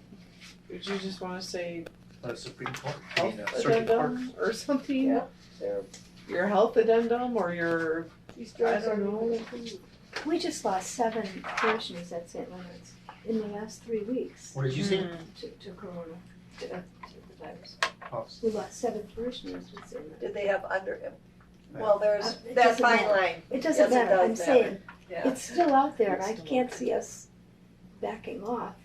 so is cancer and so Yep. is strokes So and is so the is flu. heart disease and so is But we And didn't it's change any less. plans for cancer. We didn't change any of our protocols. Oh, we should for have. cancer. We should have taken obesity out and all the things, smoking, all these True. other things that cause deaths too. We don't touch those, right? I just think like if you are really still spraying things down and doing We're gloves not. and doing, so that's what I'm thinking. Yeah, well, I'm not necessarily arguing for or against. I'll just say that the things that are here are not, because we're not disinfecting, so that's not listed here. I am still. Are people working from home? Or we're not doing board meetings virtually? We're not. Well, so we are. So- We do maintain the Well, that's virtual true. presence. Give that That'll probably never And go away. I chose the wording specifically maintain work from home staff processes. I'm still maintaining them. I'm still making sure that they're up to date. We have had to have a couple of staff members work from home as a result of So school. isn't that part of your health strategy or what do you employee strategy? Well, as of now, it's the really what it started off as is I wanted to capture what we were doing so that I knew what other things that we were doing that we didn't normally do. So this stuff was new in 2020. We've continued it into 2021. This is futuristic state, right? I mean, could I fold this into the action plan? Could I remove it all and just say, FYI, these are things I'm still doing? I think what it comes down to is, the action plan is supposed to represent things that we're doing that maybe seem unique or special project related, right? Most of the things in the action plan have a sunrise and a sunset. So, we're not going to be carpeting forever. We're not going to be updating the communication and marketing plan every year. So the question is, and again, I'm open to either way. Will we be tracking the coronavirus public health news forever? Probably not. Do you even do that now? I check it every once in a while. just to stay on top of things. Right. But like I said, Stay if on top of things. I mean, I'm certainly open to the I guess the question I would ask. I mean, do you guys have a pandemic thing for the city? I was just gonna say, I would check and see what the city's doing, cause Yeah. I don't have any, I personally myself. You don't for the school district. I mean, I suppose there's something in place in the city, I mean, because it's government, that's the problem, Right. you know? it's just documentation. And it's just all this, well, it's I mean- trying to force down from the federal government, and they're finding out they can't do it, so they're finding new ways to do it, they're gonna keep this going until, my opinion, until they Because get the it's elections they politically- want, and It helps. Well, get their and approval ratings up and Yeah. whatever, this is not meant to like create any type of our library services are open, right? Our building is open. All of our services are operational. You know, there's really no restrictions on well, you our have patrons. action items, so I suppose it's an action. It's but are you? I guess this kind of makes me feel like you're going to be doing it for the next year, right? Because this is 2022, so we're talking all next year. We're going to still be doing all this. really what it's doing is saying that at this point I'm doing it. Do I anticipate possibly doing it a little bit in early 2022? Yes. But like all of these action plans, all of these action items, Have a they don't sunset. guarantee they don't guarantee that I'm doing it all year long. As soon as I'm done with it, I check it off and I move on. So the example, evaluate the interlibrary loan processes. I'm not going to do that all year long. If I get to it in January and I feel like it's done, then we check it off and move on. But So- is that the library's job to maintain a system for tracking relevant public health data? I mean, we didn't do this before. That's Is it really that's part a- of your job to be doing that? I mean, I'm not publishing it for anyone. Really what it is I'm tracking it to make sure that there's nothing that I need to do. And what that means is I pop open, I look at the statistics, I go, still no reason to alter services, and then I close out. But did you do that for the flu? When the flu comes every year, did you do that same kind of check? No, to these see are- how the flu Yeah, does? but, No, but the these difference are- is that the I don't pandemic think- created a whole new, Yeah, I don't think you the can word compare. pandemic, yeah. Or So this is a whole new Yes, the ballgame, death I mean, rate's the same. it you know, is. the Another virus. problem is That there's isn't gonna go two away. sides here. If you're asking me if I plan on, like any other action item here, sunsetting these actions, the answer is yes. There might be one or two that we fold in that might just become a long-term good idea, right? Like offering the virtual services. But by and large, no, I don't anticipate doing this all year long. I do check-ins on some of these things just to, make sure that I know what's going on.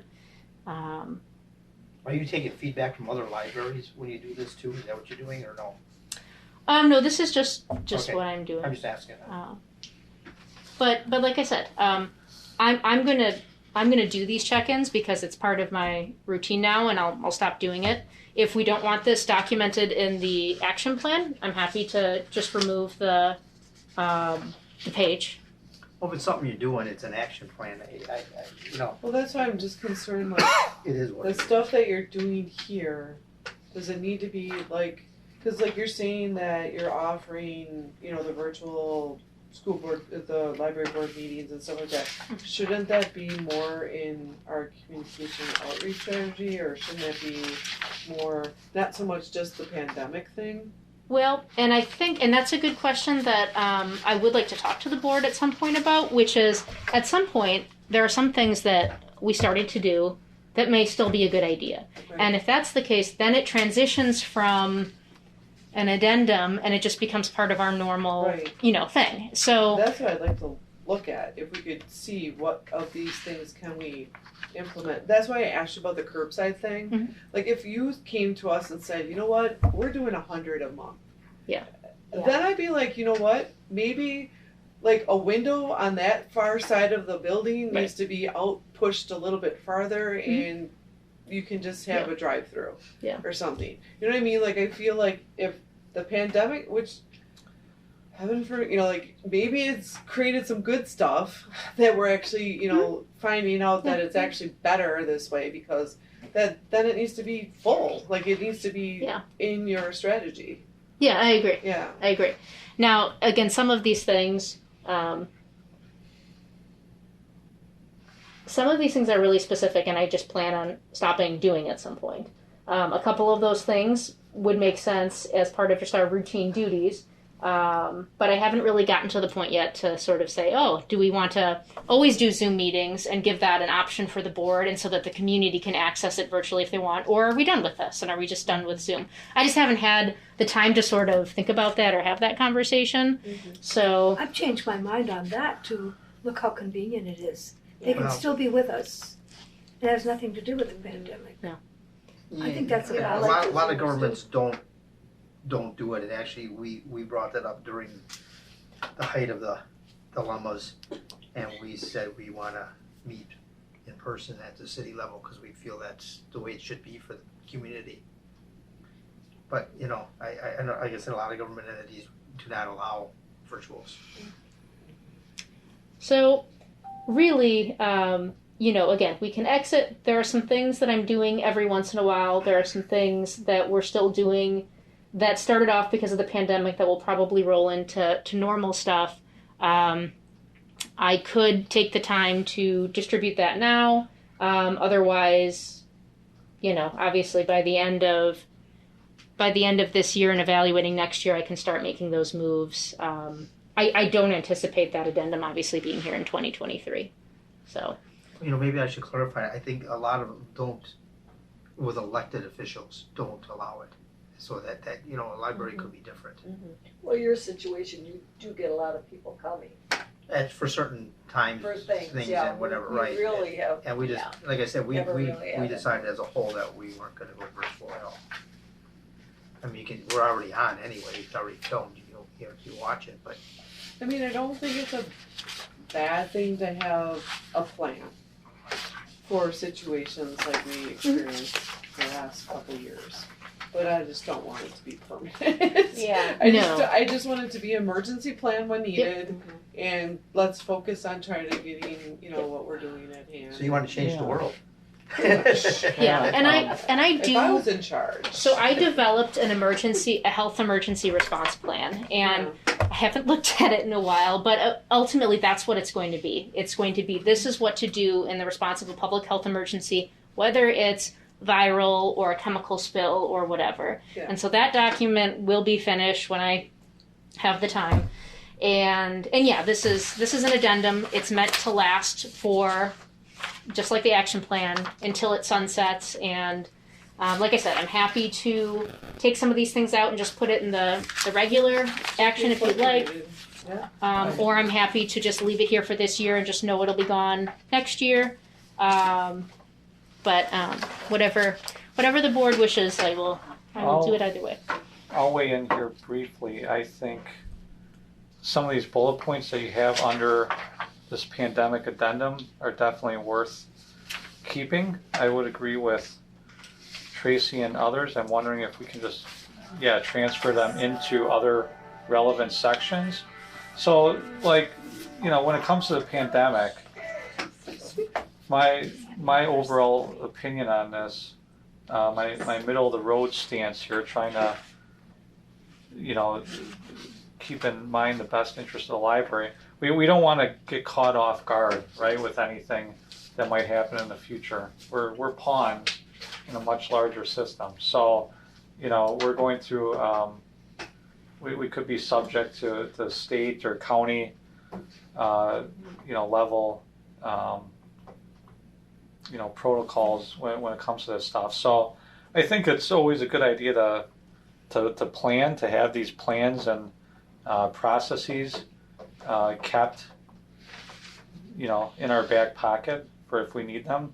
So I like how you're maintaining these work from home staff processes. We have the special budget tools, handy for tracking any pandemic impact. It sounds like we're keeping in touch with the Bridges library system certainly on any pandemic response. So I think all this stuff or most of this stuff is great to have in our back pocket. We should still kind of keep track of this stuff. But I'm wondering if, we can just remove that header and transfer some of these into other relevant sections. Inside the plan or in her health plan?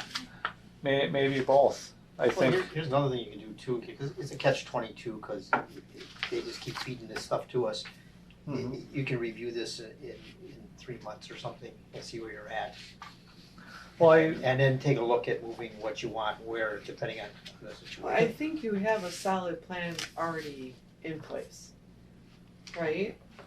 So I mean, you know how you're gonna let's just say tomorrow they say it's another pandemic.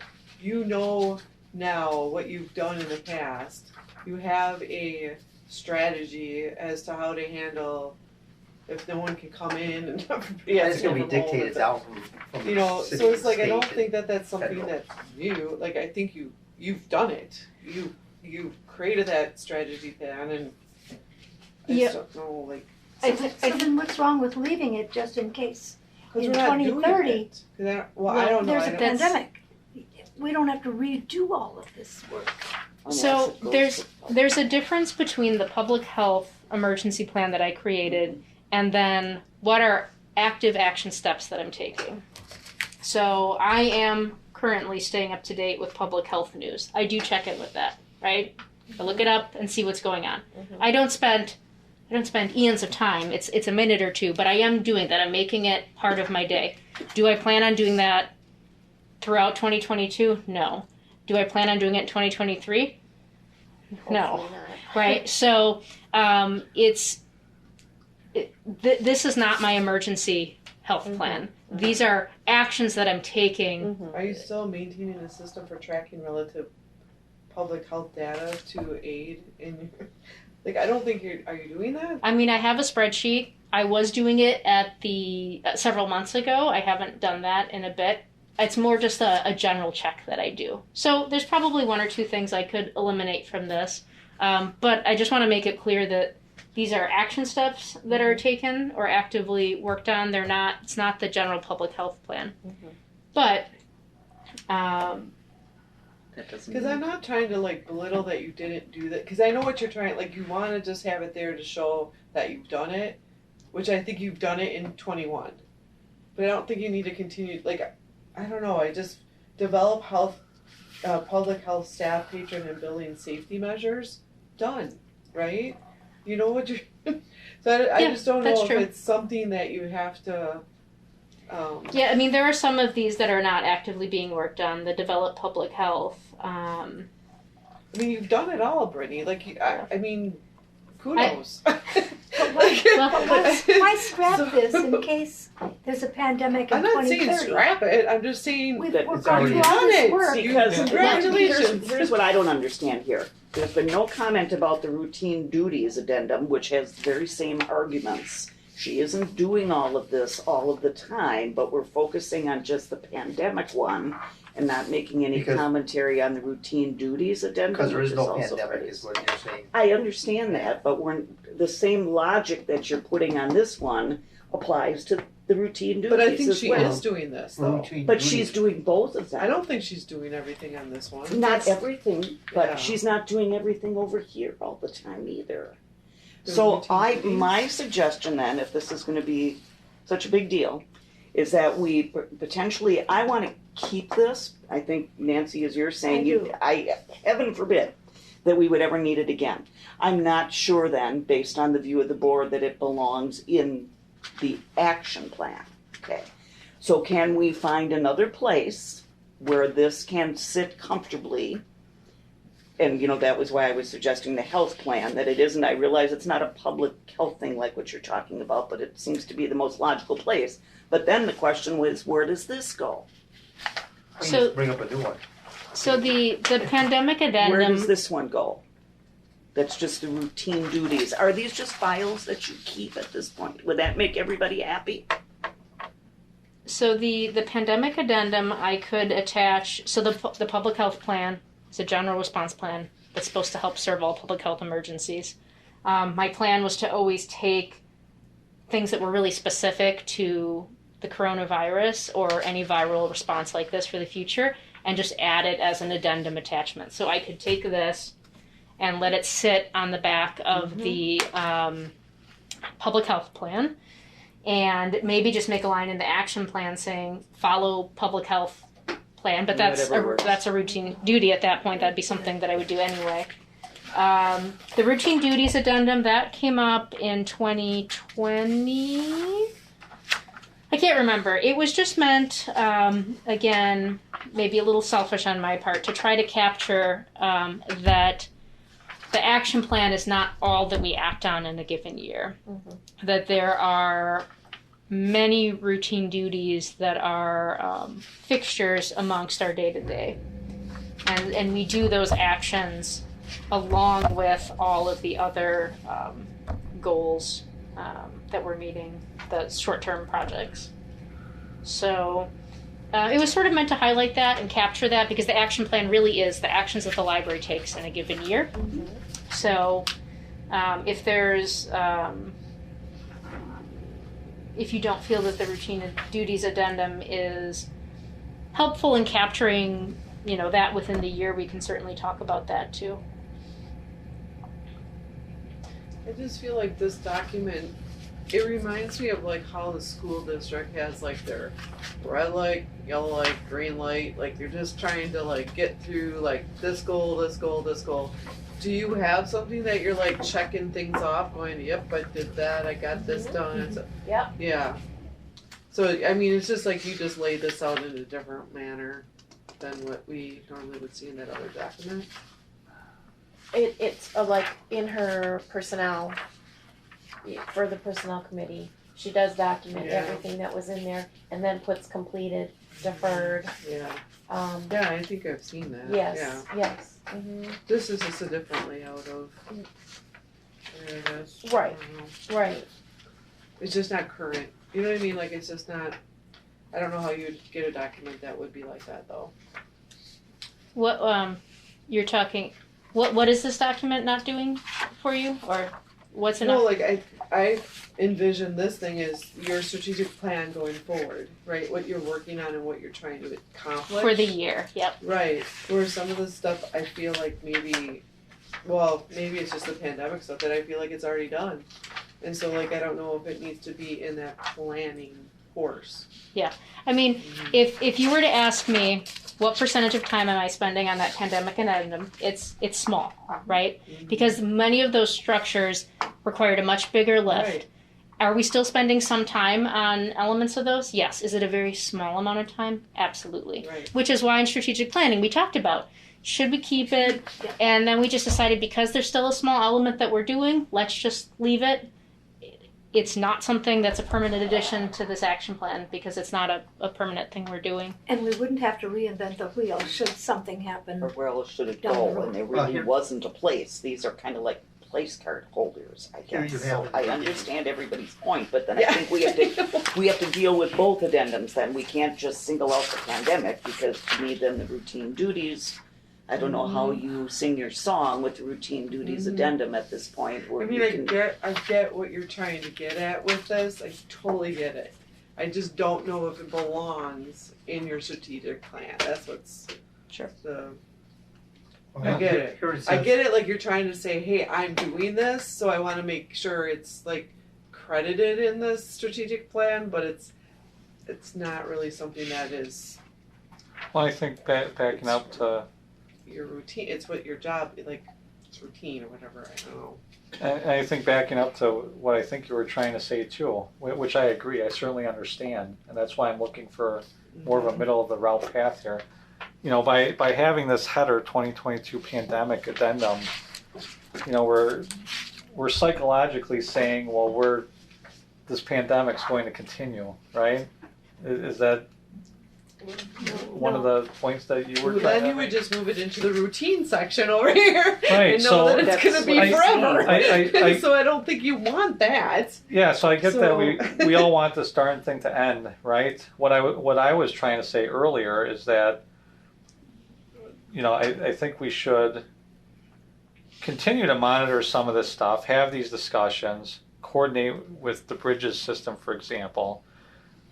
I'm concerned that, you know, we're just a cog in a much larger wheel, right?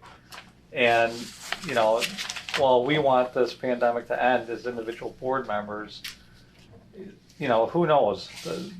You know, data could change drastically. We end up being subject to state and Well, that's what's gonna happen. maybe county That's what's decisions gonna that are out of our control now, and maybe we have to. And we'll just take a Shut vote down on or how we're something. gonna adapt to that, like we did last time. Are we gonna do this? How are we gonna do that? But if you read Yeah. on here, 2020 action plan, actions submitted under each goal are projects that will have an endpoint and supplement library staff routine daily operational duties on behalf of the community. So what does it's that mean? worded there, an end point. That's it. So what does it all mean? So- It means there's something there and it might But end. it's gonna and end. It could be it's a daily routine, but is it a daily routine? I don't know. So I appreciate that we're still doing this stuff from a liability standpoint, from, you know, some sort of public health standpoint, looking out for the well-being of our patrons and staff. But at the same time, I understand where Tracy's coming from. I'm wondering if we can simply take all these bullet points, or most of them. There might be a couple that are redundant or not really necessary, and just move them into That's a good category. other sections, like, you know, this communication / outreach category. I could see putting into that category that we're, you know, coordinating with the Bridges library system, that we are staying up to date with public health news. You know, some of those bullet points, I think they can be worked in to other categories and just remove that pandemic header. Would it be easier just to rename this? Just rename this whole Well, thing? we don't have signs on the doorway, do we? Do we have signs saying anything on there? So basically, the pandemic is not a word here. So if that's the, I don't, Just that's rename, the hang up. just rename the whole page. Well, could you, under routine duties and the addendum for that, put in health services or something? And then identify what you're doing for health? Because it's really health related. It's not really library related. It's like, how are you keeping the patrons safe from Why not call the header public health, Public or health. looking out for Pandemic. public health? Yeah. Yeah, and then have it be your routine. I mean, Change that. maybe it's routine. just write for the right word. now. I mean, Yeah, Continually monitoring public health issues, boom, and you're done. yeah, And put that right under which word And you you're say? not Services? reinventing the the wheel. routine duties Right. addendum. 'Cause Yeah, under services How about or this? facility, I How about this? What if I add that line to the routine duties,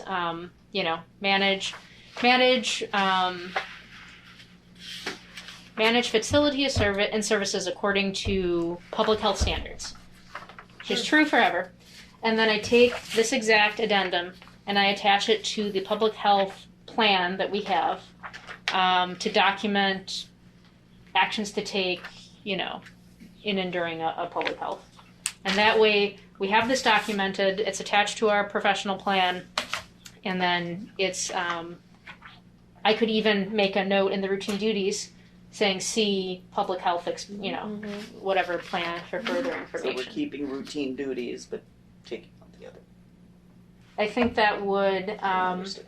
document, I think it would I don't document, understand. They both are saying two different topics, but they're both things that happen sometimes and don't happen sometimes. So forgive me for, I guess I'm being an idiot all of a sudden here, but I don't understand why we would leave the routine duties, and then to me the routine duties have to go out and be put in another place as well. But they're not. But they're the same, Tracy, they're the same kind of document. That's Because what you're I said. criticism. So I'm saying Allow me, add to it. please allow me to talk for a moment. The pandemic document, as you correctly point out, are things that we're not doing anymore or have an endpoint at some point or whatever. And the same thing to me is true in routine duties addendum. She's not doing these things all the time or whatever either. To me, it's the same argument. No, that's So why then- I'm saying add it to the routine duties. But if the pandemic one isn't any good, then why is the routine duties belonging in here? That's what I'm trying to understand. Because if they both are events that you don't do all the time, which frankly the whole strategic plan is made up of events you don't do all the time, if you look at it that way. But we're singling out the pandemic, I guess. That's what I'm Then maybe confused. they shouldn't be addendums, and they should be part of this. But then why are we keeping the routine duties addendum? Because that's an addendum too. That's where you're kind of losing me on the logic here. I don't understand that. Because an addendum is an addendum, you know, that walks like a duck, because they're both addendums. So that's my only point here, is that we're gonna keep the routine duties addendum. Whatever, Brittany, you wanna do, I don't know, do we have to meet again? Are we voting on this? What are we doing here? So what I could do is I could, we talked about the photography and filming policy and how it would be helpful to sort of see it again, but we decided to move on that because we really wanted to have the liability covered. What I could do with this, I mean, this is just helpful to have in 2022 as we Right. move forward with our projects, but Right. we're not legally beholden Right. to the document. So what I can do is I can take this opportunity,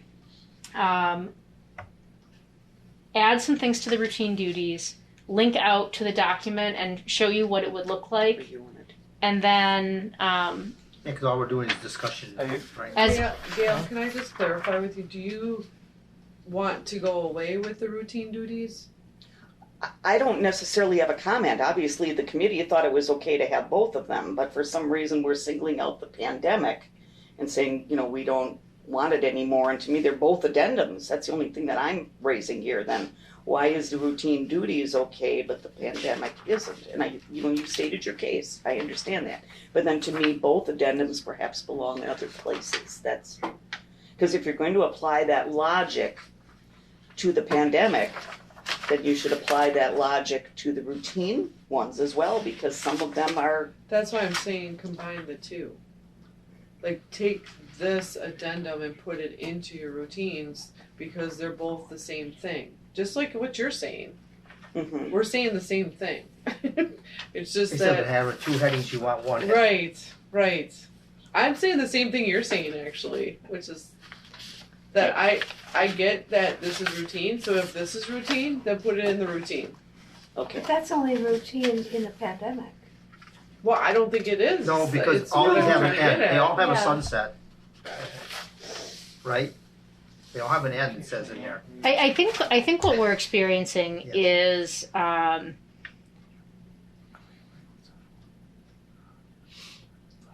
the coronavirus right now feels like we're very much in this bridge moment, right?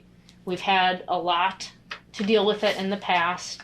There's still some things going on, and so it's hard to see 2022, as Erin said, and try to like envision what that's going to be. Like any action plan, this is subject to change at any. This is subject to change at any second, right? I could get into January of the strategic plan and go, oh my gosh, I thought we were going to replace the carpeting in the circulation area, but guess what? That's a horrible idea for X, Y, and Z, and then we just don't do it. It's not a blood oath, I don't think, for the year. It's merely something to guide us so that we have a framework to deal with. So I think the challenge that we have is that it's a little bit of both. Some people, you want to keep it in. Others want to see it folded into a more generalized framework. It's not right or wrong. It's just how do you want to see it. Either way, I'm going to do some of the things that make sense to me at the time.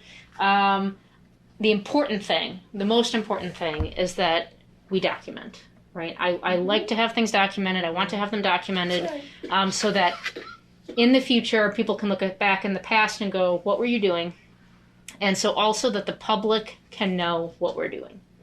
So whether or not this document is lives in the public health guide and it's linked to as part of the routine duties, or whether it shows up a bit more on the surface level of the plan.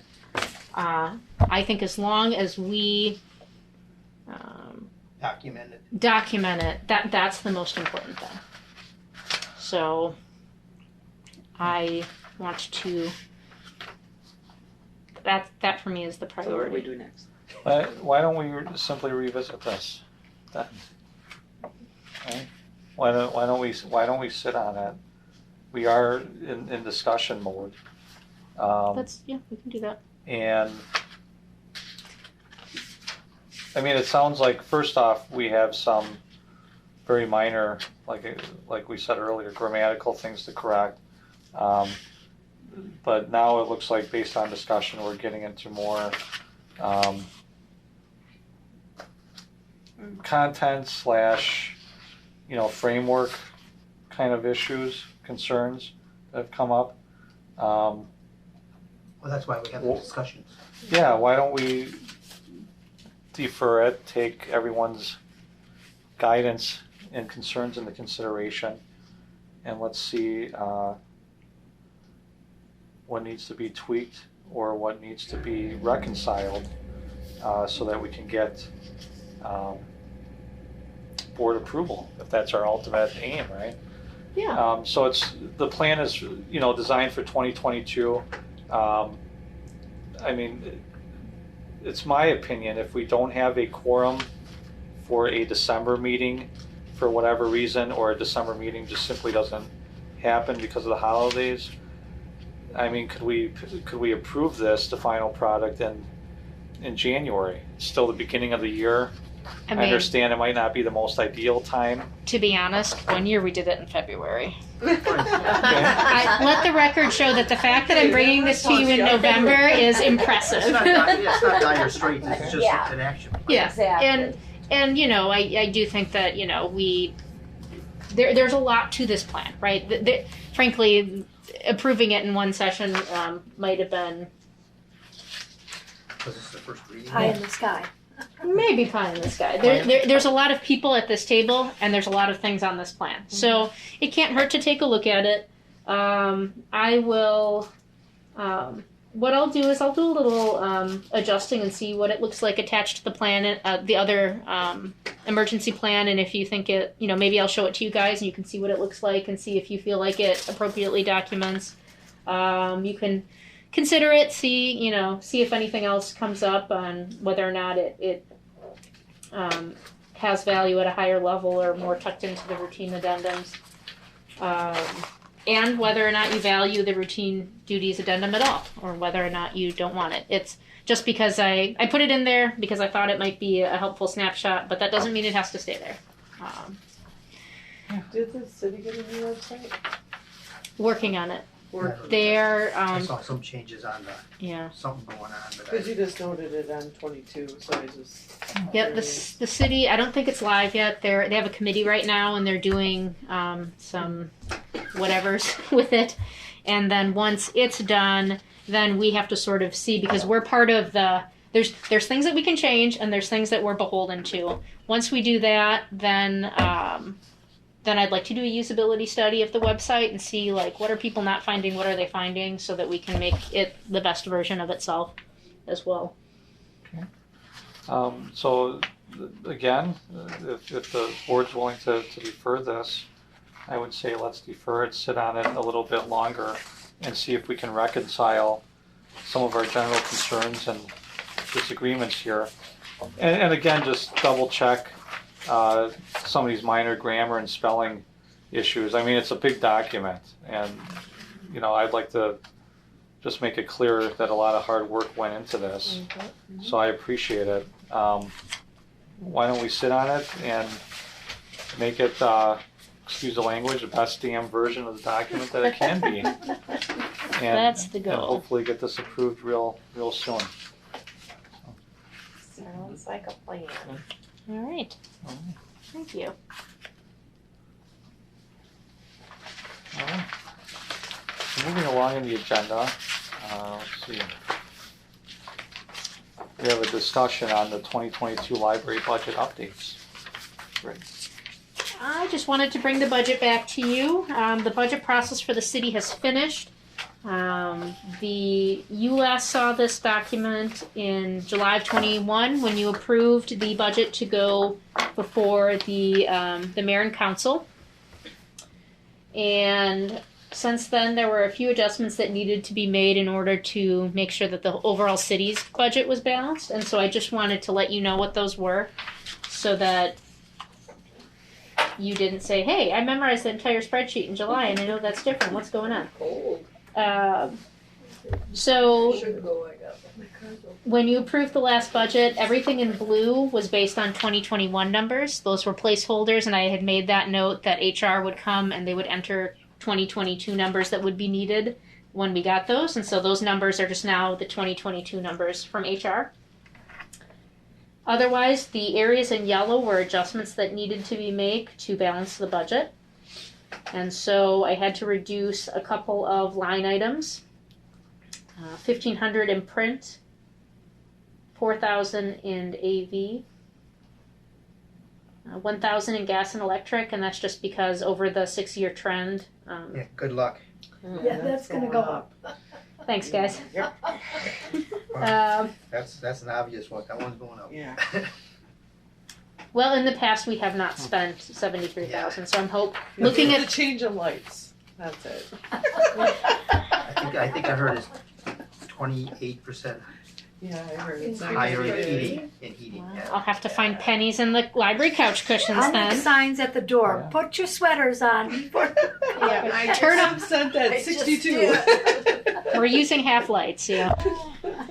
I took out 1,900 in library equipment and 500 in office supplies, 1,000 in processing, which, given in theory, not in theory, in practice, RFID will be cheaper in processing, so that shouldn't be a concern. 100 in programming.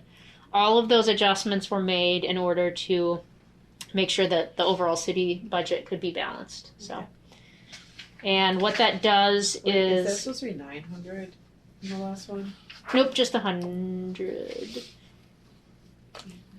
16, Well, you went up actually. Hold on a 20, second. 21, 6 to 69. And So in 2021, we had 6,000. In 2022, I'd asked for 7,000 because we wanted to Oh, bring in a okay. spotlight speaker. That's what you saw So in we're not 20. seeing But then that. I dropped. Yeah, but then I dropped it 100 in order to help balance the budget. Got it.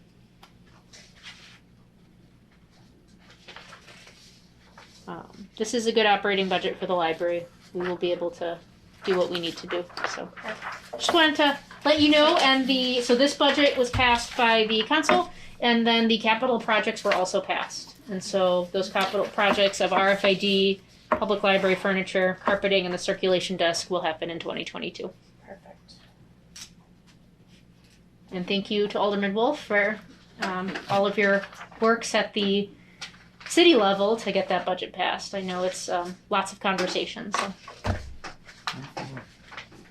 Are we going to have any kind of an open house to demonstrate our new carpeting in our new areas? You know, I always meant to have a birthday party for the library in 2020 because our building turned 20 years old in 2020. What a good That year. worked out It's for us. golden birthday. I canceled it, but Yeah. I thought I could call it a belated birthday and Yes. people will be funny because like, oh, what were you doing in 2020? Well, Yeah, I what don't are we know. all doing? So I was going to send Not out little having birthday birthday cards parties. that say help celebrate our belated birthday and Okay. have cake and stuff like Yeah, that. yeah. So, And I'll- see our new yeah, look. yeah. So we'll do a little belated birthday party. How old?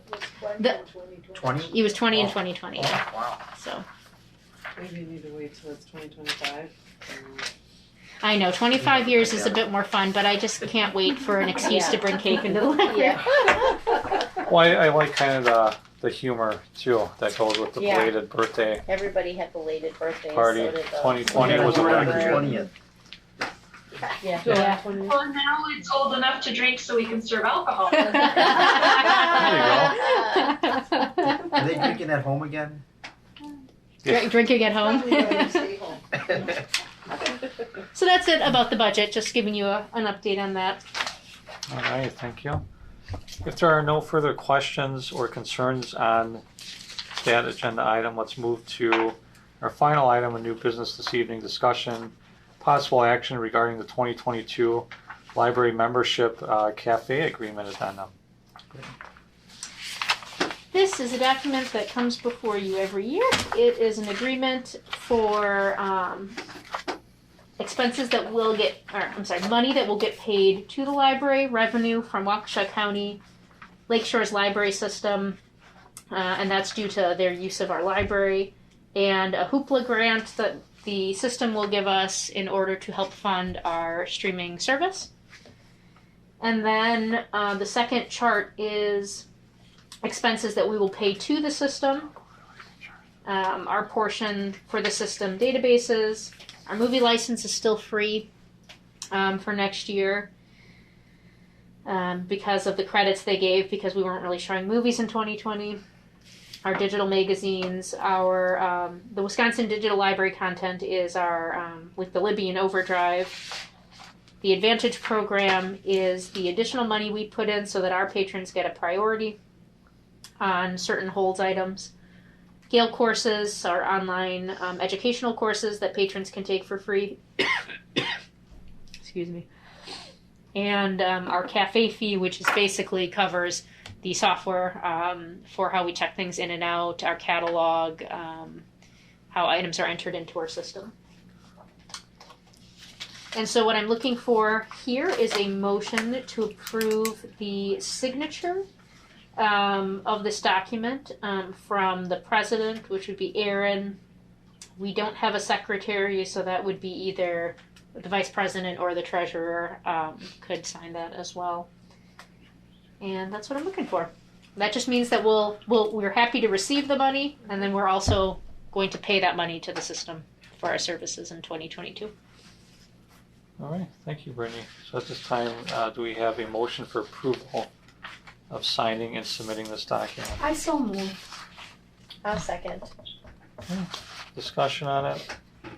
Brittany, do you have to do the grant for the Hoopla thing, or who does that? Like who writes it? Yeah.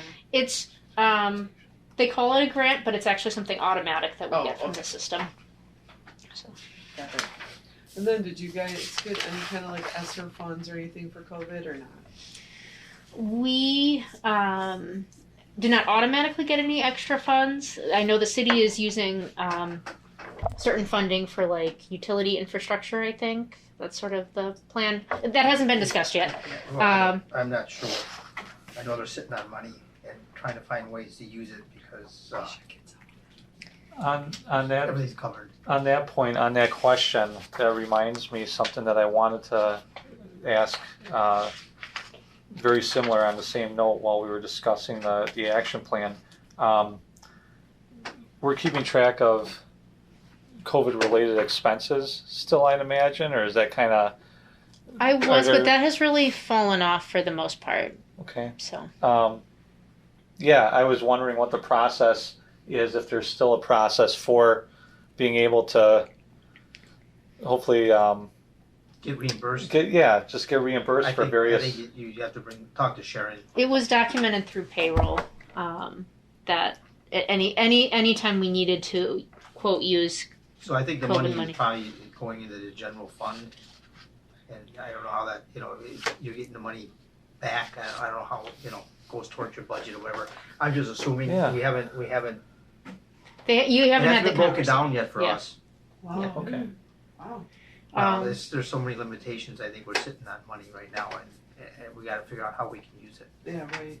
Well, that's why I was wondering if like stuff like this could be used for that. or Well, you not. should be reimbursed for all your chemicals and masks and Sure. No, I mean like because some of this, expense-related things. yeah. Like you said, even labor expense-related. Like did digital content go up because of COVID, or did like Yeah, that more wouldn't. thing?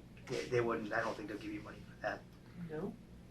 Yeah, I might be wrong, but my understanding was a lot of it was related to like physical infrastructure. But like I said, the city hasn't had that conversation yet. So far as I've talked to other libraries whose cities have maybe, no library in our system has reported yet that they received any Got it. reimbursement funding used based on that kind of stuff. I had submitted all the information that I had to the city so that they knew what they could submit for reimbursement in general. We did submit an ARPA grant through the system. All of the libraries did. And it was for certain. One was for a solar bench, and one was for a pod, like a basically it's a mobile study room. And so I'm not sure if we'll get that grant money or not. The grant money's coming through the state, so we'll see if we get that. Any further questions or concerns? Okay, hearing none, all those in favor of approving the 2022 annual addendum to the Bridges Library System member library and cafe agreements, please say aye. Aye. Are there any opposed? I I'm going to start counting your votes as opposition. It sounded like a delay. Yeah, it was definitely a delay. Yeah. So no opposition, I assume. Any abstentions? All right, very good. Passes unanimously. Are you looking for signatures tonight already? You know, Yeah, yes, but I didn't bring the copy here. So if I could just have, I guess, Aaron and Gail stick behind for a minute to Tracy's sign the it, or secretary. Tracy. Oh no, whoever- Tracy's the treasurer. Yeah, we don't really have a formal That's right, we secretary, don't. so Rock, paper, scissors? For the signature? Whatever, I don't either of care. you can Doesn't break the matter. tie, but I'll just have to go grab that document from my office. So That's fine, yeah, no big deal. Thank you. All right. Moving along in the agenda then.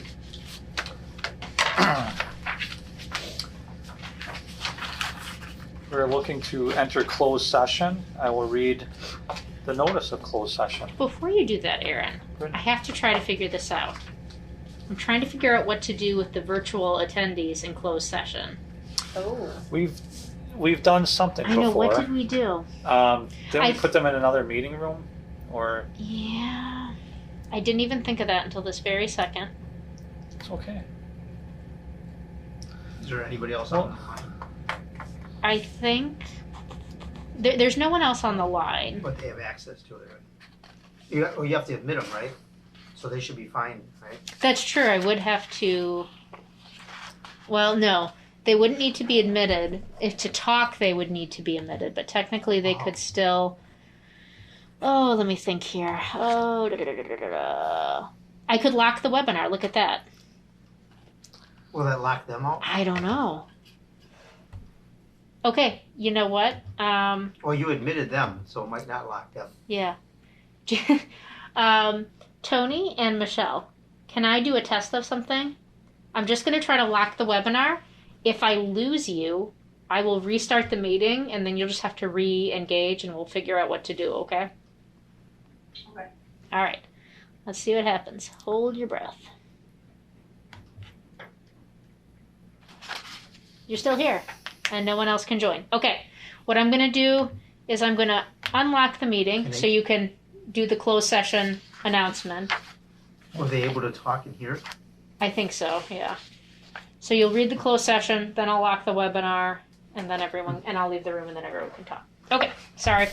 That's Thank okay. you for your patience. Appreciate it. Okay. The notice of closed session. The library board of the city of Muskego will meet at approximately 5 p.m. or as soon thereafter as time permits on Tuesday, November 16th, 2021 in the library conference room, Muskego Public Library, S73 W16663, Janesville Road, Muskego, Wisconsin.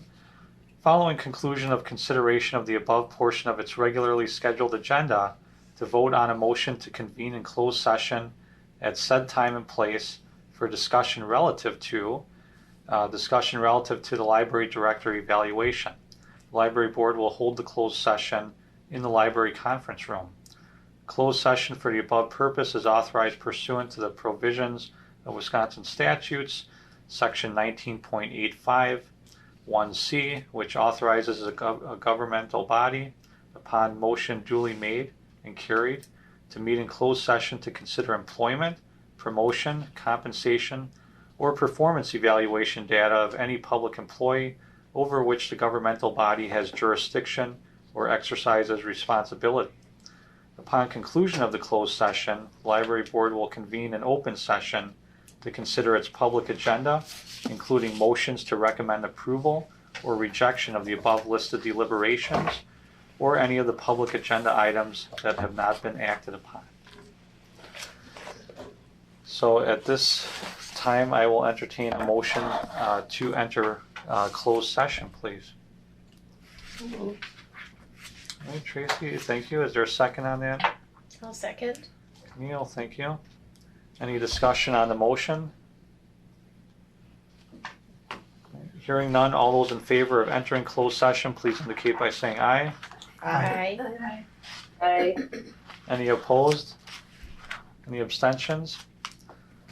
All right, that motion passes unanimously. We'll enter closed session right now at 7:12 p.m.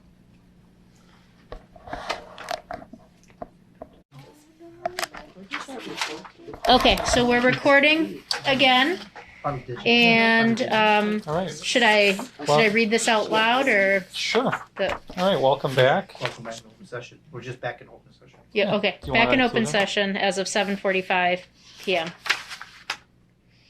All right, thank you. Moving along in our agenda, communications and miscellaneous business is authorized by law. I have nothing. Brittany, anything under that category? No. No, all done. And finally, I will entertain a motion for adjournment.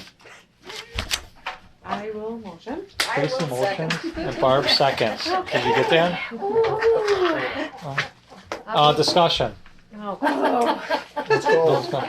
All those in favor of adjourning, say aye. Aye. Any opposed? Make a determination about December or Any not? abstentions? I think You're we're s- gonna just let her know. Yeah. 7:49 p.m. By December 1st. Thank you, everyone. Okay. I'm going to be in Alaska the month of January.